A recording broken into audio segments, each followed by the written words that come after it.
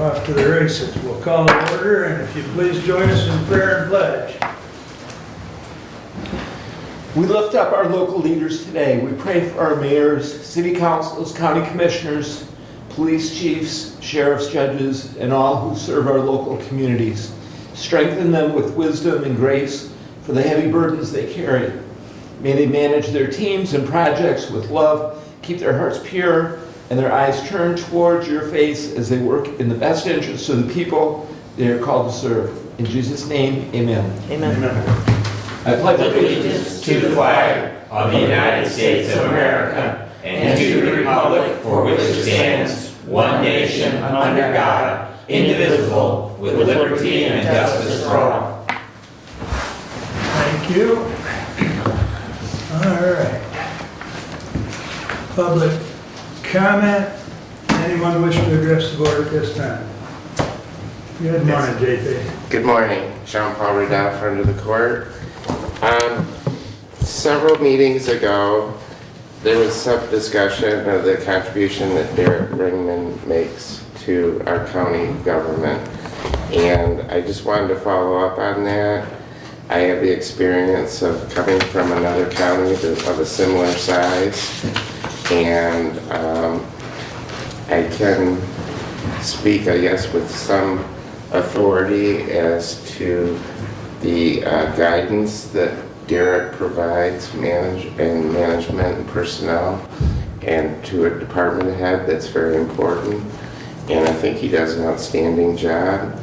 And certainly during our recent COVID crisis, he's just been an outstanding resource to help guide, I know from my department at least, through this difficult time. And he's always available to answer any question and provide guidance. And as a matter of fact, I was concerned recently, as you may well know, we have some openings in the front of the court office, and I wanted to do the hiring practice really closer to what would be normal practice in larger counties, more closely following the law, being very careful on how we do the interview process. And Derek, in addition to providing some guidance in that and some recommendations, also agreed to participate on our interview team. And we did a Zoom interview, and I think it was a really professional interview. And I just wanted to highlight what an important resource as a department head I feel that Derek Ringman has been. Thank you. Thank you, JP. Anyone else at this time? Thank you. Consent agenda. I'd entertain a motion. Move to approve. Support. Any additions or corrections? Hearing none, all those in favor signify by saying aye. Aye. Opposed, same sign. Correspondence is listed. Any comments on correspondence?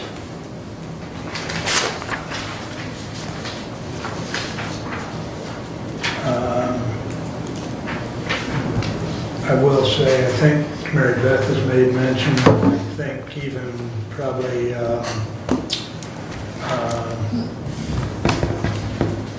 who was here last from my time? I'm drawing a blank. Shannon. Thank you. That resolution from Delaware County speaks to some of the opposition. I know Mac is not, maybe Kathy's got an update on that, on their position. With regard to? Shirkey's plan of changing mental health. I'm thinking they're not in favor of it. Yeah. I think that's what they've said, and I think anything I've heard with the legislative updates is they really don't think it's going to go anywhere. So, but that, of course, is not definite, but that's been my understanding from attending those conferences. Okay. There was a specific breakout on that, but I did not go to that specifically. There's 3 breakout sessions, and so you get to attend 3. I think within a week, they're supposed to put the slide decks, and maybe they were all videoed, and I don't know that for sure. And so within a week, they're supposed to post them on the MAC website. They usually are Yeah. recorded so that others can view them at a later date. And I do believe there was a breakout session with regard to the mental health and that Okay. process. I'll look for that then, Yeah. because I know that's been a topic at most of the Lifeway meetings, and Senator Shirkey was supposed to meet with Mary Beth sometime here in the last few weeks, and I'm not real sure whether it happened or didn't happen, but there is some concern, and Delta County is involved in a similar CMH like we are with, Jackson and Hillsdale making up Lifeways, so. Just first of all, it's been an ongoing, this is not a new, it's been talked about for at least 8 years. So it is definitely not a new subject by any means. No, it's just kind of come to the. It's the balancing of privatization of services that are covered by government versus where's the best value for both taxpayer and the recipients, so that we balance those two things and provide ultimately the best service for the least amount of dollars. Right. You are correct. And it's not new. It just seems like it's come to the top again. So, okay. Any other comments on correspondence? I have a question about something that was in the packet, and I'm not sure, it wasn't really listed in correspondence, so I'm not sure if this is where I asked the question, or... Go ahead.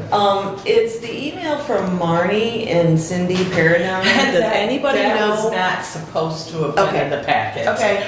All right, then I will talk to Marnie about that specifically, because I did ask Derek what he knew about it, he knew nothing, so... I discovered it when I was going through the stuff and she'd already sent it out. All right, very good. I'm glad you brought that up, because I was going to ask Jody or Marty the same Sometimes thing. Okay. segues. Yes, well, I kind of wondered, I thought I'd ask this commission first, anybody else knew about it, and then go from there, so, all right, thank you. In case you're wondering, I'm having technical difficulty. I can still hear, but just not as good. During hearing aids. Anyways, all right, very good. Regular agenda, entertain a motion. Motion to approve. Support. Any additions or corrections?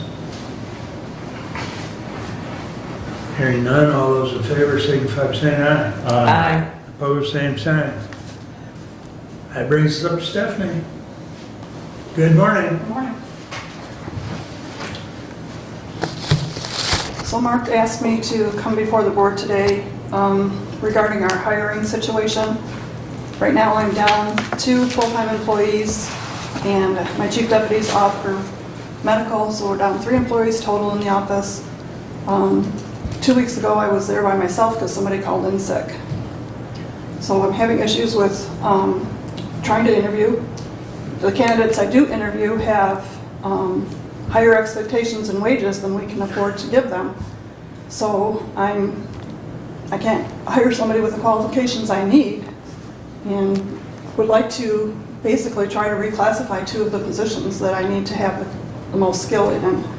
And during this time, I've also found out that my head bookkeeper is going to retire in January.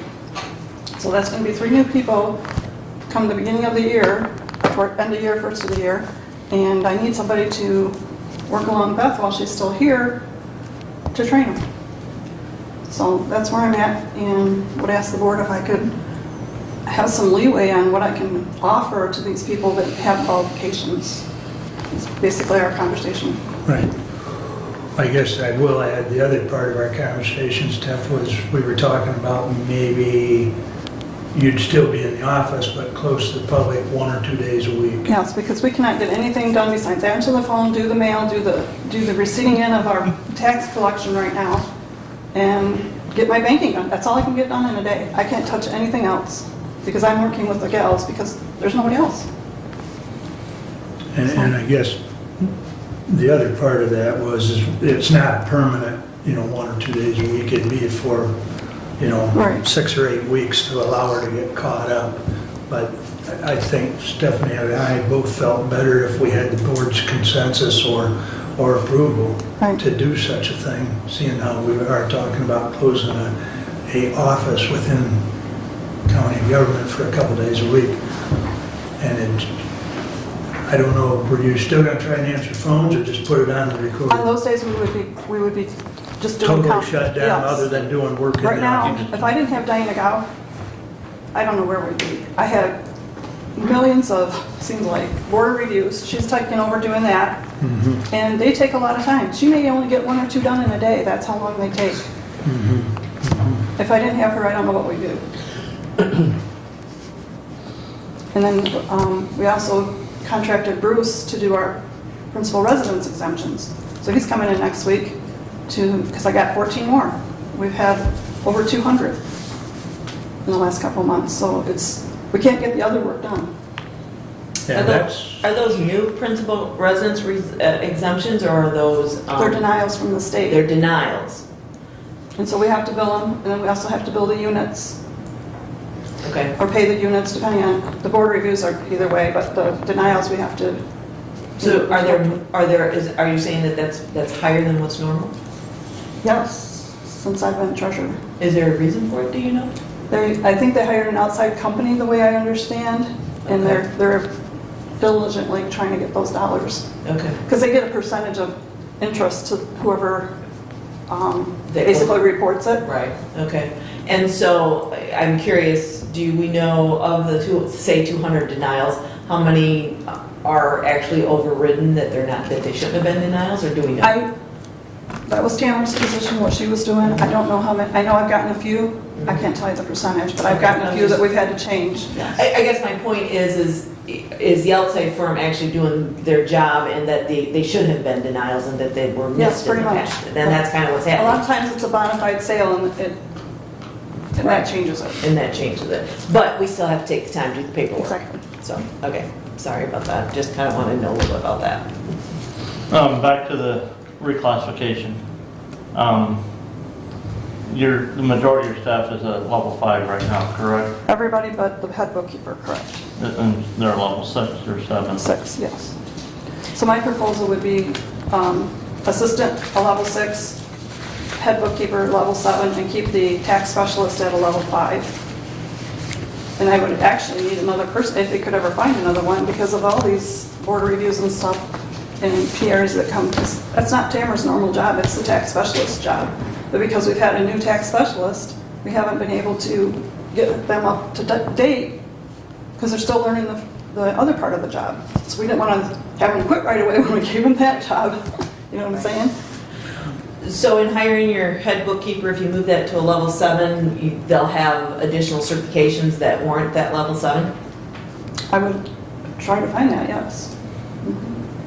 I've actually put an ad out in Indeed yesterday for the tax specialist and the assistant bookkeeper, because technically the posting's still up internally for Beth's position.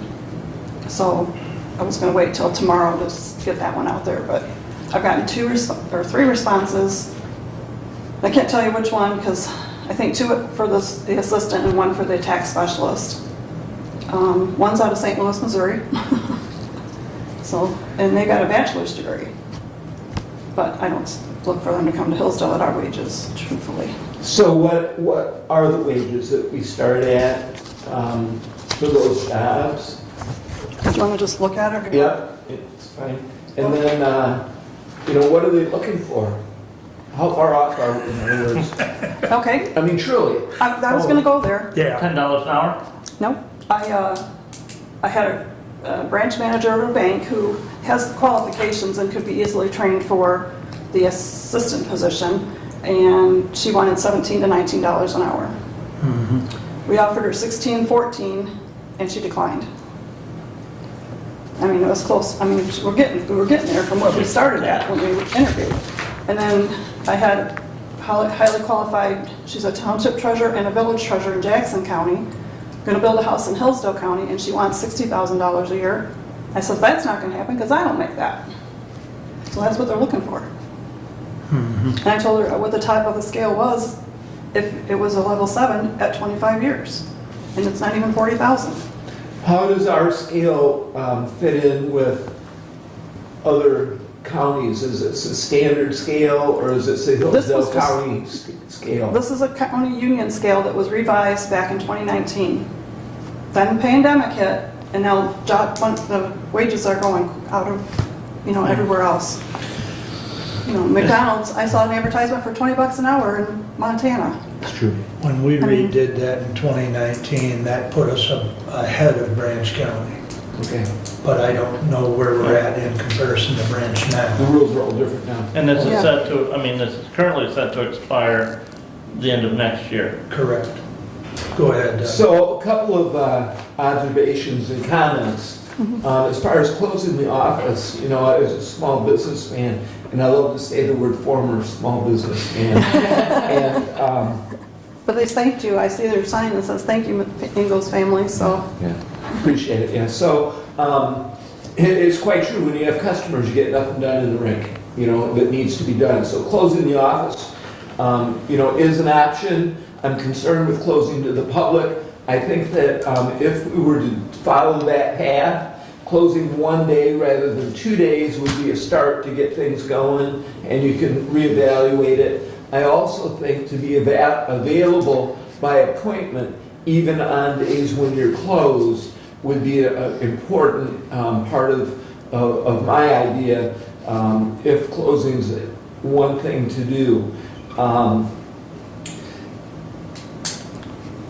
That gives you still access, as needed, because everybody's schedule's crazy, and Tell me an about it. appointment would matter, Yeah. I mean, I don't know if I'm coming or going. I'm working at 2 different desks. Yeah. The calendar on the desk I'm working at Yeah. up front doesn't have a calendar, so I can't tell. I have to go in my other office to look at the calendar on the computer to find out what I'm supposed to be doing that day. So the other comment is staffing is hard on everybody, Exactly. everywhere. It I doesn't know matter that. where you're at, it doesn't matter what the business is, staffing is an issue. When I attend the EDP meeting, that's always the hot topic. How do we find employees? What are we gonna do? What are we gonna do? And so it will require, on our part as well, some alternative thinking. And that's why I'm here. And I would encourage that path, rather than saying, well, we can't do it because we never did it that way. We're bound, we can't, we need to find a way that we can. Stephanie's got no office to work with. Something's got to happen here if we're going to serve our community. And that's really what we need to figure out how to do. That's why we sit in these chairs, so. And to put the icing on the cake, cherry on top of the sundae, whatever you want to talk about, or call it, I have a new bank to find. And that's a big decision. Right. And time's ticking, they're closing on October 8th here. Yeah. So I may have to run to cold water, even though I don't have the staff to. I mean, And I know the previous treasurer had asked many times to have those positions elevated as far as yes. levels because of the work that they were doing. This body never agreed to that. Stephanie, my concern with the SAU contract, I know where the wages are. I'm concerned about agreements. Should we approve hiring somebody at higher than the contracted wage that's in it? And I don't know if that would be an issue or not with the union. That said, just reading the contract, that's my concern with that. But I know, to me, those wages are unfortunately not as attractive today as what somebody can get elsewhere. But yeah, and I And there's a understand. skill set you need, and I mean, I had an employee on the assistant position. she wasn't catching on, so I offered her the other position. It was just a move over, and she refused it. I mean, I need somebody who can do the job, and that person wasn't working out in that position. And the other thing, as far as the office closing, you know, whether it's a full day a week or maybe it's 2 half days a week or something, you know, because, you know, some of those phone calls with banks or whatever, you know, I know, you know, you can get more paperwork done if you're not answering that phone. Yeah. And I take it like COVID, we weren't open to the public, but we can still have opportunities to make your payments. We have drop boxes, you can call by credit card, in the mail, of course, but the mail's, I sent my son's birthday card, and he still hasn't received it. Yeah. I sent it on the 18th of September. So, Stephanie, I'm good with the idea of, you know, closing. I'm, as Commissioner Widener and Ingalls both said, that you can get a lot more done with the door closed. I mean, that's a lot of nights. You know, I stay at my store and work until 8 or 9 o'clock at night simply because if people aren't coming in the door and I'm not getting interrupted or answering the phone, then I'm able to accomplish a lot more. So I fully understand that. And I don't think this is a problem, but I would like to be able to assure our constituents that, you know, if they do email, if they do call and leave a voicemail, that, you know, they will be followed up on within 24 hours so that, you know, they know that, you know, there is a response. If they're calling your office, I'm sure a lot of times there's questions, you know, how much is the dog license type things, Yeah. or, you know, can I make payments on my cat? But, you know, we just need to make sure that if we are closed to the public, because we are a customer service business, Yes. and there's no substitutable product. It's not like that you can, if, you know, this restaurant is closed, you can go down the street and still get a cup of coffee. So we just need to make sure that, you know, our constituents know for a fact that they will be followed up in a timely manner. And like I said, that is not a criticism towards No. anyone in your office. I just want to make sure that It would happens. happen, and probably going to be, you know, how we have a holiday on Monday, you pay for it on Tuesday. It's probably going to be like that. We're still not going to get a whole lot done yeah. on the next days that we are open with. But yes, We're we trying to would catch up, Yeah. right, all those voicemails and, yeah, and then get behind on the daily You work, double I don't know. yourself up, you know, because you did it through one day, you're not really, you still have even more what you do plus what you didn't do the other day. you Right, know, so. exactly. Would there be any openness on the part of your staff in working, and I realize, you know, there's costs, but, you know, right now, since we have vacancies, we're not paying those positions, to say, you know, work 10-hour days rather than, you know, 8-hour days. We just, I'm you know, worried get, about burnout, because it's you know, just nothing I technically. understand that. It's There- nothing, there's if I also get a- sick, Right. the money doesn't get to the Right. bank, you don't get, may not get paid. I mean, I've been healthy since before COVID. It's kind of scary. You know what I'm saying? I don't want to burn out. I don't want them to burn is out. there, and just a question, don't know, is there any other departments within the county that would potentially have some staff that could help cover some stuff? Bambi has offered, but we'd have to show them what to do, you know, as far as she would help us. Mm-hmm. If we needed her. Right now, I've got Diane, I have Woodbridge Township, not Woodbridge, Amboy Township Treasurer helping on occasion. So it's like we have a staff, but we're still just getting that basic stuff done. I can't remove myself from that front yet, even when they're there, because we're that busy.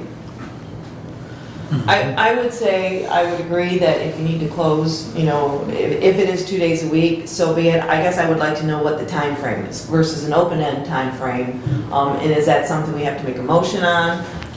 Or is that just a policy that you state? So I'd like to know that time frame because again, not open-ended. Okay, I would say until we get somebody hired, that we can, hopefully by the end of the year, or even when Tamara gets back if you wanted it sooner. I mean, I'm off that, I'm missing that one employee that that it's still here. So you're basically. thinking through the end of the year unless you get somebody hired and trained before that? Yeah, All right. because we're going to be October now. Right. so.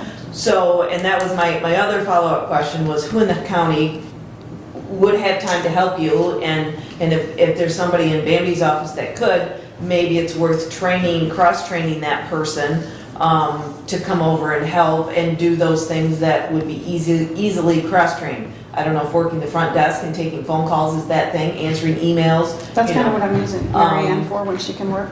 And so, is there something with Bambi that, I know it's an ebb and flow kind of thing, but because you're short-staffed, is it something that you could get her 3 hours every day or 3 hours, 3 days a week? So you know what the schedule is. And would Bambi be willing to work with that? And are there other positions in the county, that could dedicate, a couple hours every day or however that works to get us through to get somebody hired. And I am not opposed to changing the levels if the proper certifications are there to warrant it. Because if you want somebody more highly qualified in that position, it is going to take a little more money. And I guess my other question would be have you reached out to the township association or whoever that organization is to find out if there are township treasurers that would be interested in, moving to a county level position. See within the county. And maybe in Branch County. I felt that out back when I had the tax specialist last year, or before tax. See, I guess it would have been Stephanie's position, the assistant bookkeeper. And I reached out to two that acted like they were retired but wanted to do something else. And Mary Ann was one of them, Little Amboy Township, and so she's able to help right now. And the other one liked her free time. Well, sure. They're retired and they're just doing that for extra job. And Right. And everybody else that I know of, I think, works another job. Right. Well, I guess my point would be is not necessarily somebody that's retiring, but maybe somebody that's doing that part-time, and maybe instead of doing that part-time and whatever their job is, they'd like to move into doing this kind of as full-time. And I don't know, again, if Branch County and Lenawee County are similar to us, what are their treasurer's office doing? And are they having trouble getting people in those positions? Branch County Treasurer just resigned. And I know Wayne Exactly. County has reached out to see what everybody else's wage And scales she's are only for been there support since staff. January. Wayne Yeah. County? Yeah, Well, Wayne County. I understand, but yeah, there's yeah. other counties out there. Yeah. We're not unique Right, looking for people. Right. So, those would be my comments. Yeah. Doug? So for now, what I would suggest is we can start with, do we want to close or not? I would do a separate conversation on the staffing issue, and I would propose for the staffing that it goes to your committee. Brad and I have been engaged, we've been talking. To try and see if we need to, slide some scales. It should come, I think, from that committee Okay. for that. But I think for the closing and the help, what we can do right now, as long as we maintain access to the public, to the office, that we can help create efficient work time for our county treasurer. That would be my suggestion. And I would suggest, and if you'd like a motion, I'd suggest 2 half-days, I think, would be the equivalent of 1 full day. And I think that would be appropriate. So my motion would be to close the county treasurer's office 2 half-days with appointments being made available, and then the communication process of emails, responded within the 24 hours. And I don't know how else you want to add to that. I but think I'm very friendly with that. I would like to, instead of 2 full days, do 1 full day. I think you can get more accomplished 2 in one. half-days, I said. I know, but if I could change your mind to 1 full day, you can get more done at one time than, 1 day than 2 half-days. I don't think it would. My concern with us telling you what you should do, we don't know what's happening in our office. So and I know you're supposed to have a support, so I'm not sure that I should be even talking about this, so I don't know if we're doing this according to. Support the motion and then we can discuss it. Well, I'd rather not support the motion because I want it to die, because I don't like the motion. Okay, point of order, we can't discuss it until we have a support for it, so. Or we just. So I will support the motion for the purpose of discussion. Okay. Okay. Now, please. So my concern is at Stephanie's office, she knows if she needs 1 day or 2 days. If it's imperative that she has 2 days at this point, I just soon her close for the 2 days, see how it works, back off to 1 day. I'd hate to hamstring her for only 1 day and she's still not getting any traction for getting her stuff done. So I would defer to her expertise in that manner. I'm willing to try the 1 day to see what we can accomplish, and if it has to be 2 days, see. Mr. Chair. Yes. I understand and I agree with Commissioner Schmidt that this should be an elected official decision as far as what the one thing I will tell you with 50 years behind a retail counter, that consistency to customers is really, really important. So the one thing that I would ask of you, whatever that decision is, that you don't decide to close on Monday this week, decide to close on Wednesday the following week, decide to close on Thursday the week after that, No. because it drives the public. They have absolutely no idea, that you close at noon on Thursdays, or you don't, you're not open at all on Thursdays. So pick a day or 2 half days, whatever you are going to do, and let's publicize that and run with it. But I would beseech you to, do it consistently as well. Right, and I would. And my day I would like to pick is Tuesday right now, because usually we only get a couple pieces of mail on Tuesday. So that would, we could do that on Wednesday when we get it. So I guess Move to if amend- Doug would be move to amend. amiable to amending his motion to just having closed on Tuesday. Move to allow the treasurer to close her office up to 2 days per work week as she sees fit. Thank you.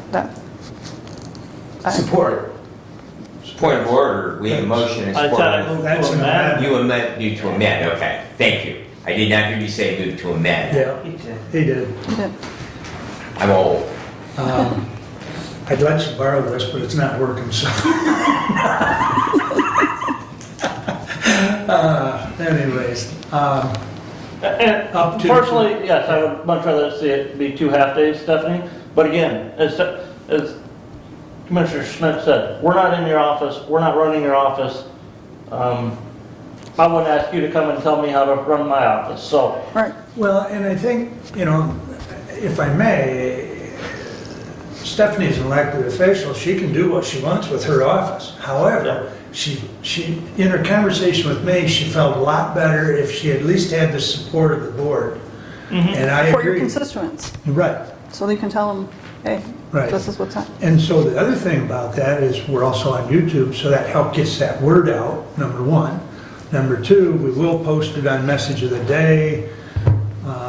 Stephanie can certainly reach out to the radio and let them know, or I can, whichever you want. I can do that. But, consistency, as Brad said, is important. So if it's going to be every Tuesday, that's the consistency that we're talking about. Until further notice. Right, right.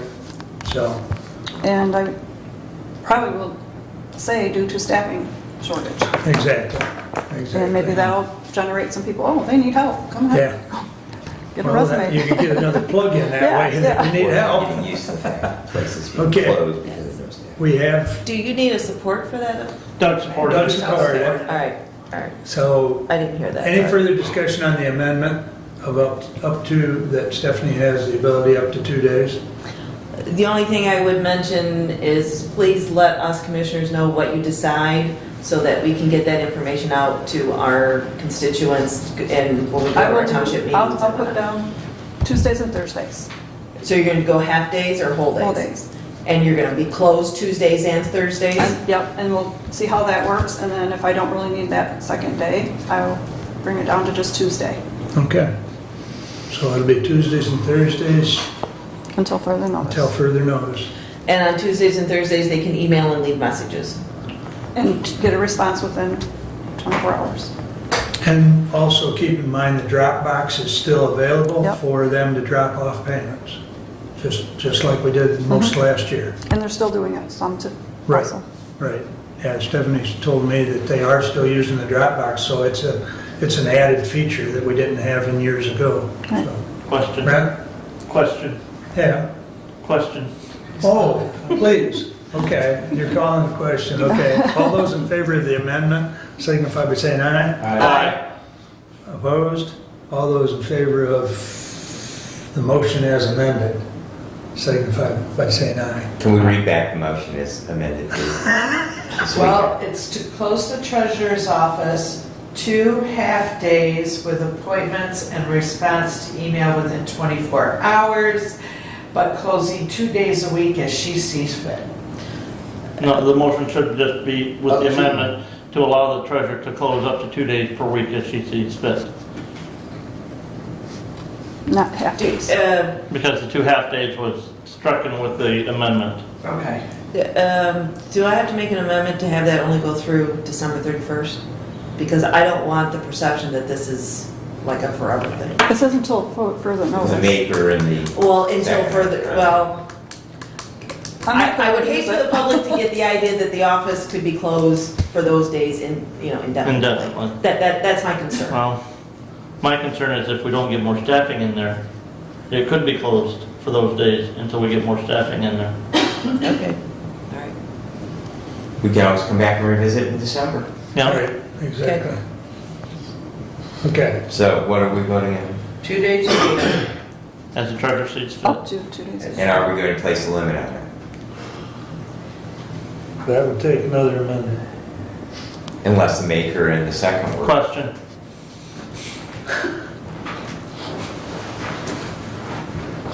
Does everybody understand what we're voting on at this point? Yeah, the only piece of the puzzle that's not included right at this moment is the December 31. That is not included. We're up to 2 days, Tuesday and Thursdays. Unless you want a friendly consensus Yes. between the motion maker and the supporter. Correct. Could you guys come to an agreement over there? I would prefer either through December 31st and then revisit it, or specifically in there until an additional staff is hired. Because I think you said 1 additional staff. As long as you got 1 more hired, then you would back It would off. help, yes. Okay. well, But are we not going to be back in the same place when Beth retires? Well- Regardless. If we just simply put a sunset on it, we have to revisit it. I would like to revisit this at the end of December, just so that the public doesn't think this The is indefinite. support is friendly with that. Okay. well, it was your motion and his second to begin with. The original. Okay, Yeah, I'm okay, friendly. I'm- Yeah. I'm good with that. Everybody friendly with that? Yeah. Okay. Thank you. Now, is everybody friendly with voting? All in favor, signify by saying aye. Aye. Opposed? All right. That helps. Well, I thought he was gonna do another. I think the levels, are we dealing with the levels here, or are the personnel committee? I think he Okay, all asked right. us to take it Okay. over to personnel, so Okay. Stephanie, I will get back with you probably before day's end. All right, Okay. thank you. So, thank you. All right, Back to work. I think we beat that one up pretty good. Short meeting? I tried All right, Neil, calling the question. I think, or Keith, I'm sorry, That's okay. Mr. O'Neill, how's that? Sounds good with me. Nice to meet you guys Before you again. get started, just so everybody knows, I'm gonna sneak to the office at 10:55 because I have a Zoom meeting to be on, and then I'll rejoin. So if you're still going and you see me exit, don't Well, stop. I'm hoping I'm not going at 10:55. Or 9:55, excuse Speed me. at 10. 9:55, All right, thank you, Brad. 9:55. And Brad will take over. Okay. All right, well. Good nice- morning. Good morning. Nice to meet you guys again for the second time. I'm hoping to make this on a monthly basis that I can at least get down here and answer questions with you, just to be open to conversation so we can understand where we're going and what we're doing. I'm looking for a format on exactly what you guys would like to hear from us. I did put together a format to start out with, and if you have suggestions, I am open to that. So to discuss, to start out with the information that I brought, January 1 through August 31st is the time frame that we're looking at. I wanted to talk about hospital transfers. Stat transfers, we've done 49 of those, which are the calls when we may not have a car available, or we're delaying a car, and then they make it a stat transfer, or if it's a true emergency, they'll call it a stat transfer. There's some errors with the stat transfer and how it's being used within the MCA. There's set protocols, which I could have probably given you a copy of, and I didn't, but Brad should be aware of those, that there's protocols on specifically how stat transfers are supposed to be dispatched. And what's happening now is that due to the staffing crunches that everybody throughout the state of Michigan is having in every profession that you're in, if we can't provide them a car because we're trying to cover the county, or we have a crew that may be overly extended because they're on a 48-hour shift and they've been running for 36 hours and we're trying to postpone it to a new crew, a lot of times a stat transfer will be called in. With that said, once we identify those, we do not delay those because we treat those as emergency calls, and we'll send our crews and they go and take and handle those calls. Afterwards, I find out about it, and since I've been in the seat, I will email our MCA director, and then he basically goes back to the hospital and looks into the matter on his side, because there's always two sides of the story, and Dr. Sheff gets back with me, and a lot of it just comes down to re-education, and maybe the physicians that are in the area don't understand the protocol themselves, and they're just trying to also get the patient to the next, place, the next hospital, so they can continue care for them, because if they're not getting the care here and they need to go to a higher level of care, they're just trying to get them there. I understand all of that, but sometimes when they do perform these stat transfers and it's for a non-stat patient that doesn't meet the protocols, like you can see on the list that I have here in front of you, the one that should be in your packet. Did you guys get all these? Mm-hmm. So it shows stat transfers, it'll be ESO. So we track them all. So it shows 49, and you can see the majority of them, go to Borges. But we do have one on here that went to Covenant Health, and that's Saginaw. That's not a stat transfer. We just took a crew and sent them to Saginaw on what a doctor considers an emergent call on a stat transfer that's 3 hours past numerous level 1 trauma facilities. It's not stat. And we're, by us taking our car that far out for these patients, and when they do actually have a true emergency and the helicopter's not flying, we're not available. So then they have to contact Hudson or Addison or Somerset, another ALS agency. Okay. The next on the list was the interfacility and not immediate transfers. So on the list that we have here is non-emergent and emergent facilities. It's this sheet looks like this. Mm-hmm. Okay, so non-emergent versus emergent is basically the way they categorize that. If the hospital call says they're ready to go now, we classify it as an emergency interfacility transfer. They're ready for them to go now, and if we send our crew, it's within the time frame. The non-emergent interfacility transfers when they pre-schedule them, so they have a doctor's appointment or something of that nature from the nursing home going to the hospital or wherever the procedure may be, Toledo, wherever it is, we will transport them. We've done 346 transfers within that time frame already. Now, transfers handled on non-transfer days, I have that listed on there as the third one. Now, I'm not sure if you guys are aware of it because it may have been before your time, but it's way before my time, that the Board of Commissioners recommended that the Hillsdale County Ambulance Association be formed to have cohesiveness and figure things out. So in those meetings that formed, that specific other ALS agencies decided on specific days they want to do transfers. So technically, REU is required to do transfers Friday, Saturday, and Sunday, where Monday through Thursday technically is another agency. So with those agencies come some other issues of potentially they're not trained on IV pumps. So if it's an IV pump patient, they can't do it, so we do it. Anything critical care, we take care of. If they're not available because they're on another call or their staffing levels make them unavailable, then we take that. So you can see from that 6-month time frame, we've done 189 calls on non-transfer days. Now, on the days that we have had transfer days, that are our Friday, Saturday, and Sunday, we've done 157. So you can see we're handling more transfers on non-transfer days than we are on our own transfer days. And that doesn't equate for the missed calls, because there's missed calls also that we can't handle the transfer, but then they'll tone out the other ambulance services to see if they can take them.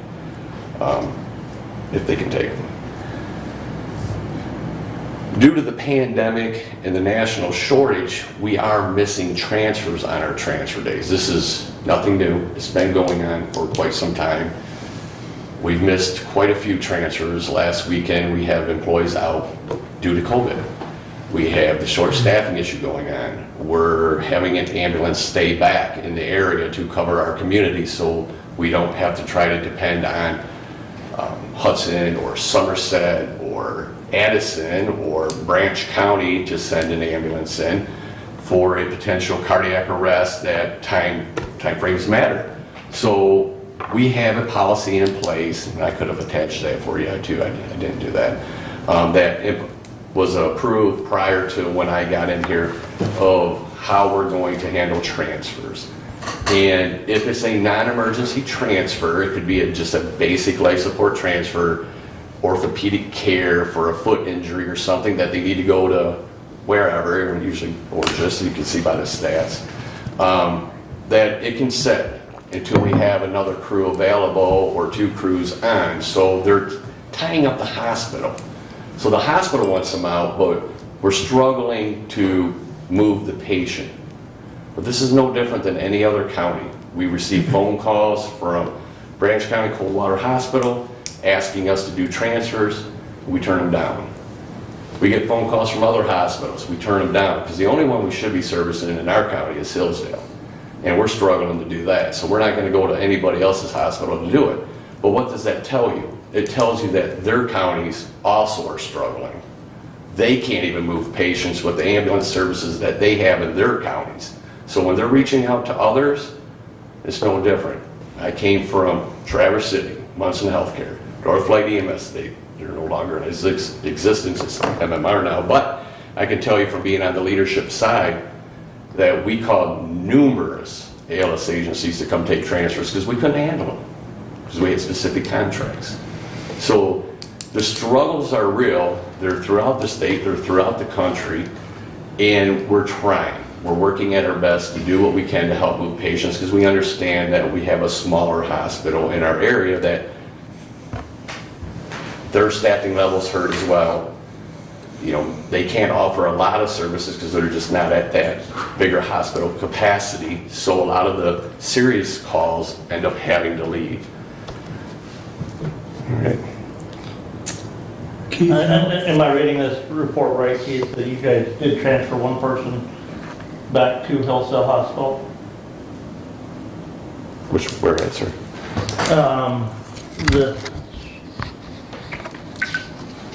On the stat transfer by destination. Yes, what happens there is, there's actually a couple of those. So we'll get the stat transfer because the helicopter's not flying for whatever that reason is. And then our crews will come here and the patients are in a bad way. They're most likely going to pass away if they don't get to some other hospital. And so our crews will take these patients that are beyond basically the scope of the hospital. So you have doctors, nurses, respiratory therapy, phlebotomists, you name them, they have them. They can't manage that patient there, so then they give it to your paramedic and EMT, and then we will try to get them to the next hospital. So what happens is, with that case that you're identifying, is that they passed away, and then we had to bring them back. So we didn't even get out of the county. There's a couple that, I'm not sure if that's the one that was referenced, but there's a couple that's been going on here. I mean, I've been hit on stat transfers because I worked the road as well for a year prior, and we get in there and we don't even leave the ER because they're just that bad, and they pass away before we even move them. But they're trying to get the patient to the care that they need, and a helicopter's not flying, so they send us. And a lot of times if we ask for crews, a nurse or respiratory therapy, they're more than willing to help us along, especially on these very critical patients. If we need extra resources, they're willing to help us. We just have to ask. Do you guys do any of those, not stat transfers, but those, non-life emergent transfers back from hospitals outside the area, back to Hillsdale Hospital or back to? No, we have, and I've seen it, where we've had a crew coming back from Borges, and then Coldwater Hospital had a patient that was coming back to Hillsdale's hospitals, the nursing homes that they have inside. So we picked up the resident that brought them back to their nurse, because it was our resident, so we brought them back, and they were on their way through anyways. I mean, it was just like, you're driving by, let's grab our patient and bring them back to Hillsdale, but we don't go, you don't usually will take a patient from Coldwater or Allegiance and bring them to Hillsdale. They're going elsewhere, so they don't bring them here. Could change with COVID and the increase. I've seen that when I was up north, smaller hospitals become a COVID base, and then they're taking the patients from COVID into there. But I don't think Hillsdale's there. I haven't talked to Doris yet on anything, so I don't think they're at that level yet. Any other questions on that? Okay, so from January to August 31st, response times, I did see in the contract that we have that it sets an 8-minute time frame. When I read that, I was kind of like, why would we settle on 8 minutes? Because 8 minutes is just not the national standard. It's just so low. It's insane, especially in a rural area like this. But I understand it was agreed upon, and we'll do our best to stay within those time frames. So I broke it down into the cities, city response, which is easy to do on all of our charting that we use through ESO. And anything that was listed in a city, we're at 8 minutes and 43 seconds for response times. Now, we don't go emergent to all calls, so they don't have priority dispatching in this area, which if they did have priority dispatching, which is kind of a national thing as well, that they would identify by taking the call and tell us if it was non-emergent or emergent, and they would let us know. And they go through a whole different system to tell us that, but they don't. So realistically, we could, by the way the protocols are lit up, that we would run emergent to everything. Well, by turning your lights and sirens on and driving willy-nilly through the city, you could cause an accident, you could get in an accident, and it's proven over time, it's just years and years of back history and education that turning your lights and sirens on really don't get you anywhere. It's gonna, especially in a snowstorm, you're gonna put somebody in a ditch, you might crash yourself because you're jockeying people. Now in a area of Ann Arbor at 5 p.m. where you're sitting, and it's gonna take you an hour to get through, a few blocks, yes. Turn your lights and sirens on and get to where you need to go. But for us, a lot of times we look at it and we try to decipher ourselves if we're gonna go emergent or not. And that's usually made by the medic or the EMT or collaboration of both. And so we're at the 8 minute 43 seconds. So if it was a lift assist, or so realistic if it was a lift assist, or come in as a hand injury and you're reading the notes from the dispatchers and it was just maybe a small fracture or something of a finger, we're not going to jeopardize getting in an accident or having somebody else get in an accident to go there emergently. So that's where our time frame is probably getting into the 8:43. The rule, that's actually a good time. I mean, 14:47, 10 years ago, well, probably longer, 11 years ago, I worked for HVA for 13 years. And in the city of Ann Arbor at the time that I was there, I have no idea what it is now, but for the city of Ann Arbor, it was 10 minutes city, 15 minutes rural. 10 minutes for Ann Arbor City with a large private ambulance service. So our times are doing very well, even though they don't meet within the contract. Any questions on that? We'll go down to staffing levels next. I wanted to let you know where our staffing levels are. So technically, we probably need 12 full-time paramedics to run 3 stations, 12 full-time EMTs to run 3 stations. We have 3 stations. At the present, we have 7 cleared paramedics that are running our roads full-time. We have full-time EMTs and an one advanced EMT, so that's 6 that are cleared. One of those are out on a COVID-related incident. Casual staffing paramedics, we have 1. And then the casual staffing EMTs, we have 13. Casual is individuals that may be a student or somebody that can only work 24 hours a month, up to 24 hours a month. So we have staffing, but we don't have a lot of full-time staffing, but that's where we're at. And trying to deal with that staffing issues, just as everybody else, we're looking at recruitment and retention. We're advertising on social media. We have employees that are trying to recruit other employees from other agencies, because a lot of EMS people work in multiple different agencies. And then they have, in October, the leadership, we get together, we're gonna be talking about the upcoming budget, and we're gonna be looking at how we're going to retain our people, because just as you're finding out within inside the county, trying to hire people and where they can just bounce around to wherever they want to go, it's the same here. So if they don't like our wages, they'll go somewhere else. If they don't like the benefits, they can go somewhere else. So we have to have something that keeps them there. And is money really the answer? Well, just give or take the agencies, because I have a lot of friends and I've worked in a lot of areas, and a lot of friends that I know are also directors in other agencies. And that was one of the conversations I've had with them when I was brand new. Well, I'm still brand new in this position, but one of the conversations they had when I first got it was, it's not always about the money. It's about people being happy where they are, enjoying what they're doing, and not getting wrapped up in all of the hassles of a business. If they can come in and enjoy themselves and do what they want to do, in a sense of caring for patients and not have a lot of politics in their way, they're willing to stay. And they're willing to put in those 48 hours, but if you start hassling them on a lot of things that frustrate them, they'll just jump ship and go elsewhere. So today's society is more of a, with the hiring is me first. It's the me first movement. They want their pay scales, they want their benefits, they want their time off. Well, as people in leadership roles, in any type of management role, you have a business to run, so you got to try to manage that in the me first movement. Other than that, we have 2 paramedics that are going to school. One at the time is Jackie. Rachel started it, but then she's out on maternity leave, so she'll be finishing making that up later on. But they're going through here on Valley Ambulance, which we send our students over there for the paramedic program. And that's what I have. What can I answer here for you? What were those numbers again as to where you want to be at? Well, 12, because it takes 4 the way our hours are scheduled. We have 4 paramedics per station and 4 EMTs per station, and that runs full-time, so that's 12 and 12.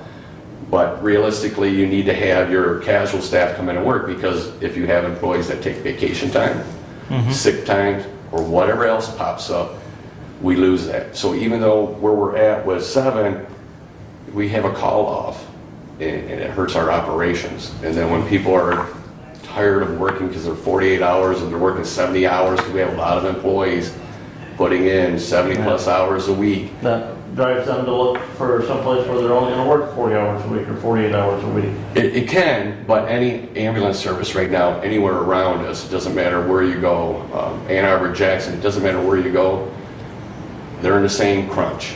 I talked to the guy from the state, Matt Godey. We were talking, he was asking how we're doing here, because I'm dealing with some education stuff. And he asked how we were doing here with our staffing levels, and I told him, we talked about staff transfers. That was an interesting conversation, because he used to work as a supervisor elsewhere, but with staff transfers in other hospitals, different areas, they'll have supervisors and they'll have managers tell them we're not taking them, because they don't meet the criteria of a stat transfer protocol, where we are still taking them. We're not, because in ours it says a doctor's discretion. So a doctor's discretion, we don't argue it, we just take it, and then I'll email Chef. But he was just, to go back to the other conversation, is closer towards Grand Rapids area. They work for a fire department as well, and they're waiting 40 minutes on scene for an ambulance to show up on a 911 call. That's normal for Detroit. That's always been a thing in bigger cities, but not so much in Hillsdale and not so much for a lot of agencies, but now there's delays. I can tell you firsthand from working the road here, we were coming back from Coldwater, we rolled up on a car accident in Branch County, and they waved us in. I got out to start care until the next service showed up, and when we clarified it with dispatch, because I wasn't, it's third area, I was just going to take care until they got there. There was nobody dispatched to that call as an ambulance service. So at that point, and our dispatch Hillsdale said, if you can handle it, that would be fine. And we took the call. So we were there on a call, in other counties don't even have the services. You know, they're coming from distances, and especially on transfers, when transfers take out your cars. Yes, sir. Can you describe the paramedic program that you have, Jackie and Rachel? Are they current employees? Are they working? Do they have time off? How does that fit together? You pay for their education? What's Yes. the program? Yes, so REU is paying for their education. So they were current employees, EMTs, both EMTs working for us. So they had interest in going to be a paramedic. We get sometimes scholarships from locally around here that will help pay for those, or we will try to budget out of their own budget prior to me getting in here. They will budget for education, because you're almost in a sense now that you have to breed your own. So you have to get your own people interested in taking the class, and then you have to have a way of paying for it, because a lot of them don't want to do it. So we're doing that with scholarship with the two. With Jackie and Rachel, the way that was set up, they're still working full-time hours here. But what they've done with them, which is 1 day on, 3 days off. So it's a really decent schedule for full-time, because they can still continue to get paid and to get their benefits. Jackie was my full-time partner, so I knew the routine pretty well with her. And if it fell on a scheduled class day, she would work up to a couple hours before, so we didn't get pinched on a call, so she could actually go to school. And then she would go to school, and then after, when she returned, she would come back to work and finish out her shift. What's the time frame for the training? Well, that class, their paramedic program is around 1.5 years long, but you have to be an EMT to do that first. So when you pay for an EMT, those are 4 months to 6 month long classes. And then the paramedic program is about 1.5 years, maybe a little bit shorter, give or take where you go to college, it's a little bit longer. And then when you get into education, the cost of it through HVA is a lot cheaper, because you're not getting a college degree. If you go to KCC, LCC, the cost is through the roof. But you're walking away with an associate's degree out of that. So a lot of people will choose to go that way, so they have a degree. So for 1.5 years, they're working a 1 day a week, or 1 day, 3 days off for 1.5 years to go through the training. Yes. And they're paid as well. Yes, yeah, they're making their hourly wages while they're at work, but they But don't. that's a full-time employee, though. Yeah. Yeah. I mean, that's Exactly. full-time work. It's not like Yeah. their work schedule's less. They're a Right. full-time employee, and they're doing their full-time employee commitment. And they're not getting paid when they're in class. Right. Or when they're sitting out on the ambulance, because there's numerous clinical hours, third ride hours. It's a full-time job. In today's paramedic program, my own children won't do it. I have my daughter's going to school, she's going to college to get in the medical field. No, I couldn't talk any of my 3 children to get into this profession that I love, because they've watched me live at work. And it's too many hours you work. That's how you make money, that's how you survive in this field, is you work hours. It's not the hourly wage, it's the amount of hours you work. So that's the time away from home. But when you can work a 24 on and have 3 off, it's the schedule as well that keeps people here. So it's challenging, and then when they spend all that time in school, then they come out and they're only making a small amount of money. And when you can look at a paramedic that goes to school for a total of 2 years, plus, you know what, if you go to college, you got all the prereqs leading up to that. So if you did the same thing for the college student at LCC or KC, they might as well take a nursing program. You're gonna come out making a lot more money. So it takes a select, and again, and that's why the crisis of shortage. Because if you listen to a lot of the podcasts or EMS One, a lot of people want to blame COVID before this shortage. It was a shortage before. I've been a paramedic since 2001, working for an agency that 13 years that was large. HVA is huge, and I watched medics come and go. We had so many medics back in those days, but the amount of time that you have to spend in that class to become a medic, and the amount of time and the hours you got to work, you might as well go to school to be a nurse. You know, and the shortage is real, and it was before COVID. It's just amplified with COVID. So. To put that in perspective, right now there's 500 paramedic openings in the state of Michigan, and programs are graduating that year and a half accredited program, about 250 medics a year, and of that 70% pass national registry. You have to pass national registry to be licensed in Michigan. So in reality, we are only creating about 250 to 220 new medics a year when the need is 500. So we're not even hitting the people we lose to retirement, injuries, or deciding to go make $35 an hour as an RN. Yeah, the Michigan Ambulance Association was reporting 1,000 EMS shortages a month ago, and they've been pushing it at the state level, trying to get more reimbursement from Medicare and Medicaid. Which we get in the new budget. Yes, I've seen that. So it's here, and then here's another thing that takes away from ambulance services is the fire departments, because fire departments, everybody is folks, young people want to be a firefighter. A lot of fire departments will not even do transfers. So just like Lansing, I posted that on my social media. Lansing, they're hurting just as much as anybody else. So their fire department up in Lansing hired 40-something EMTs at that time. That was like a couple months ago. So the numbers may be a little foggy. But they hired this ungodly amount of EMTs. Well, where did they come from? They came from other agencies. Shuffle the deck. So if they offer better benefits, they offer better pay, and it's a fire department job, most people will take those. I took a full-time fire job up north, I moved back, that's how I ended up here. So, and plus I work for Northflight up there. So, but the fire jobs, they're no transfers, they're a cakewalk job. You do fire, you put your life on the line.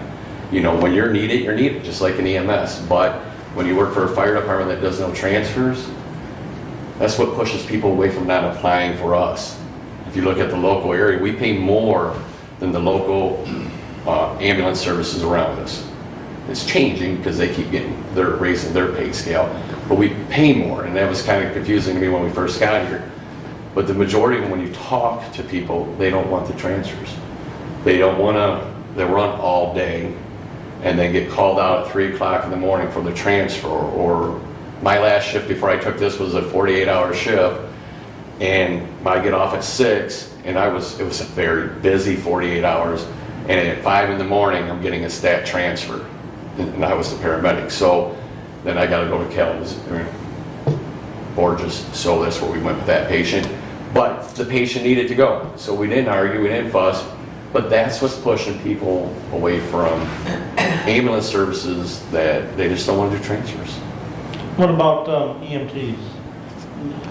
Training for EMTs to, because it's not just your agency, but all agencies. So what's out there for people to get trained?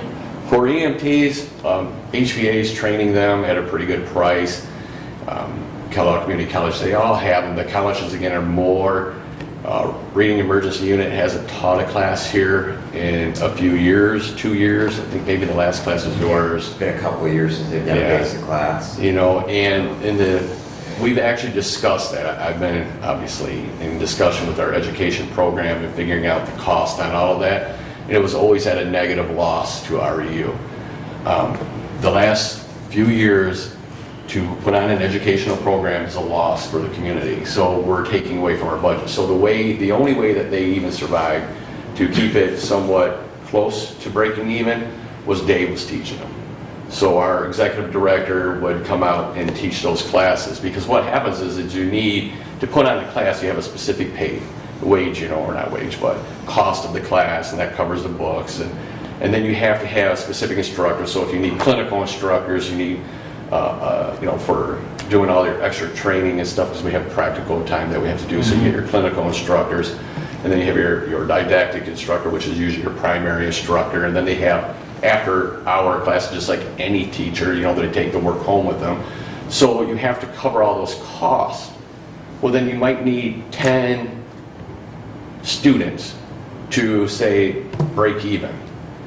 Well, the last classes that they were doing, they're not 10 students, and they put them on anyways because they didn't want to tell the community that we weren't doing it. And it was 3 or 4 students. So how do you even put on? Nobody would. There's no educational program that would do this. How many was in your class, Brad, for your specialist? 5. 5, at a loss. So by the time you look at that, if it wasn't for, Lynn did all of yours, was David? Yeah, because Dave, Dave I think was slated to do it and then ceded off to Lynn because she just got her IC. Yeah, so it turns into a big problem in most education programs. When I reached out to HVA to see if they would be willing to use this like as a satellite office for education, because of the cost, and then you put it in their hand, because there's money to run an education program. You have to have doctors, you have to have people. So you're spending money just to lose money. And financially, it's really not feasible for REU. So we're looking at all avenues on that aspect. But the EMT classes, if you can get them, I talked to KCC, Clark Imus, he's the director there, and a lot of agencies are actually doing scholarships, so they're going to the classroom, wherever that may be, finding a student that has a really good GPA, they're not done with class, and then they offer them a job with a successful completion of the class and a license, and when they come work for them, then they start paying their education off. But they sign a contract that says you're going to work for us for this length of time. So there's ways out there, but you got to have the money to do it. So sometimes putting one of our own employees through, which is nice because it's a morale booster to put somebody through a paramedic program. And if that doesn't work, if they don't pass, then they have to refund us the money because we have contracts with them. And that's a negative morale booster. So if you find a student, or like other agencies are doing that, are taking on people with high GPAs, they know they're going to pass, and then they offer them a job and will help you with your education, reimbursement, that's how they're getting them. So you have to find ways of going out and getting people, and it's just money to do it. Larger organizations are doing it. Other questions? Keith, just a couple things, and I don't mean to put you on the spot, but of that 7 medics that you have, 'cause, I mean, I understand the reality, to keep an ALS car on the road, you have to have 4 full-timers. For one station. Yeah, for one station, and you have 3. We appreciate when you have 3 cars on, even if 2 of them are BLS. Mm-hmm. But, then we get into the whole, well, then we've got to have ALS to go with one of the BLS cars unless it meets the new protocols. But of that 7, does that number include all roadworking people, or does that include people who are licensed at the paramedic level but do not work the road? No, they're full-time. The 7 are full-time employees. We have 1 casual, 1 part-time. I understood, but are there 7 on the road? At the same time? No, that's not my question. So, you have employees that are licensed at the paramedic level. Are there any that don't work the road that are included in that 7 total? No, they all work the road.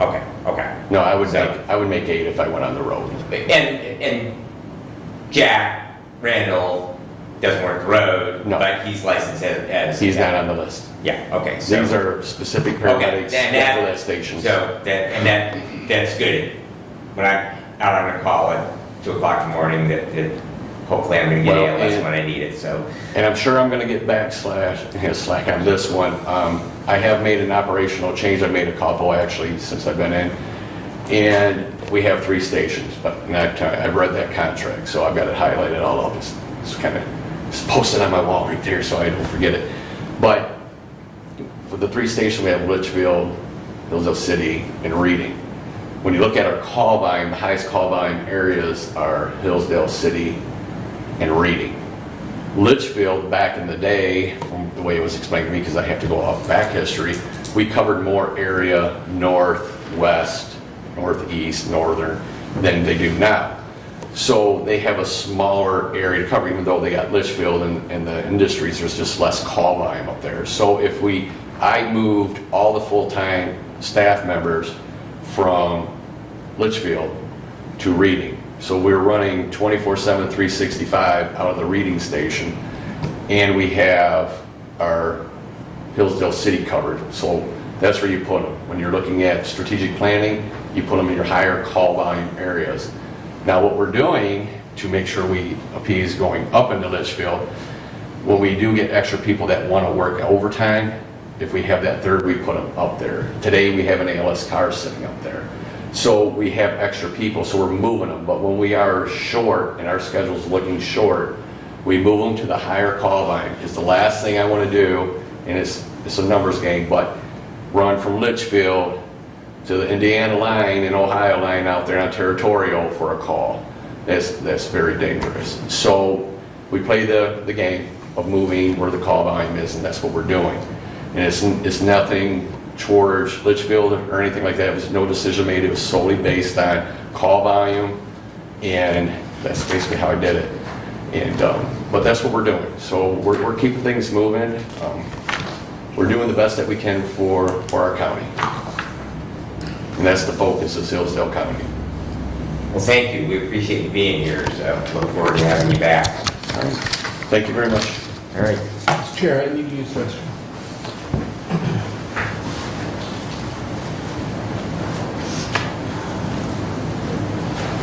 All right. Mr. Chair, I propose we recess for 5 minutes. All right. We are in recess for 5 minutes.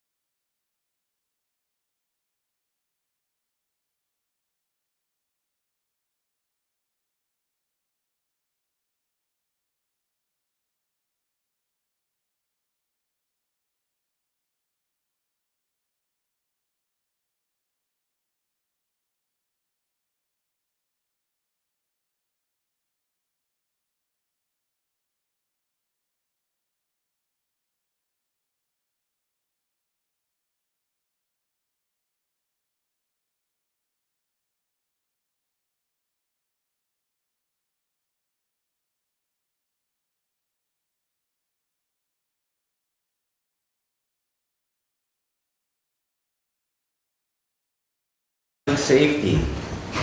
I have now received a quote from both Stryker and Zoll on AEDs for our county buildings. And I have that and the bleeding control kits, as well as cases or wall boxes to mount those in.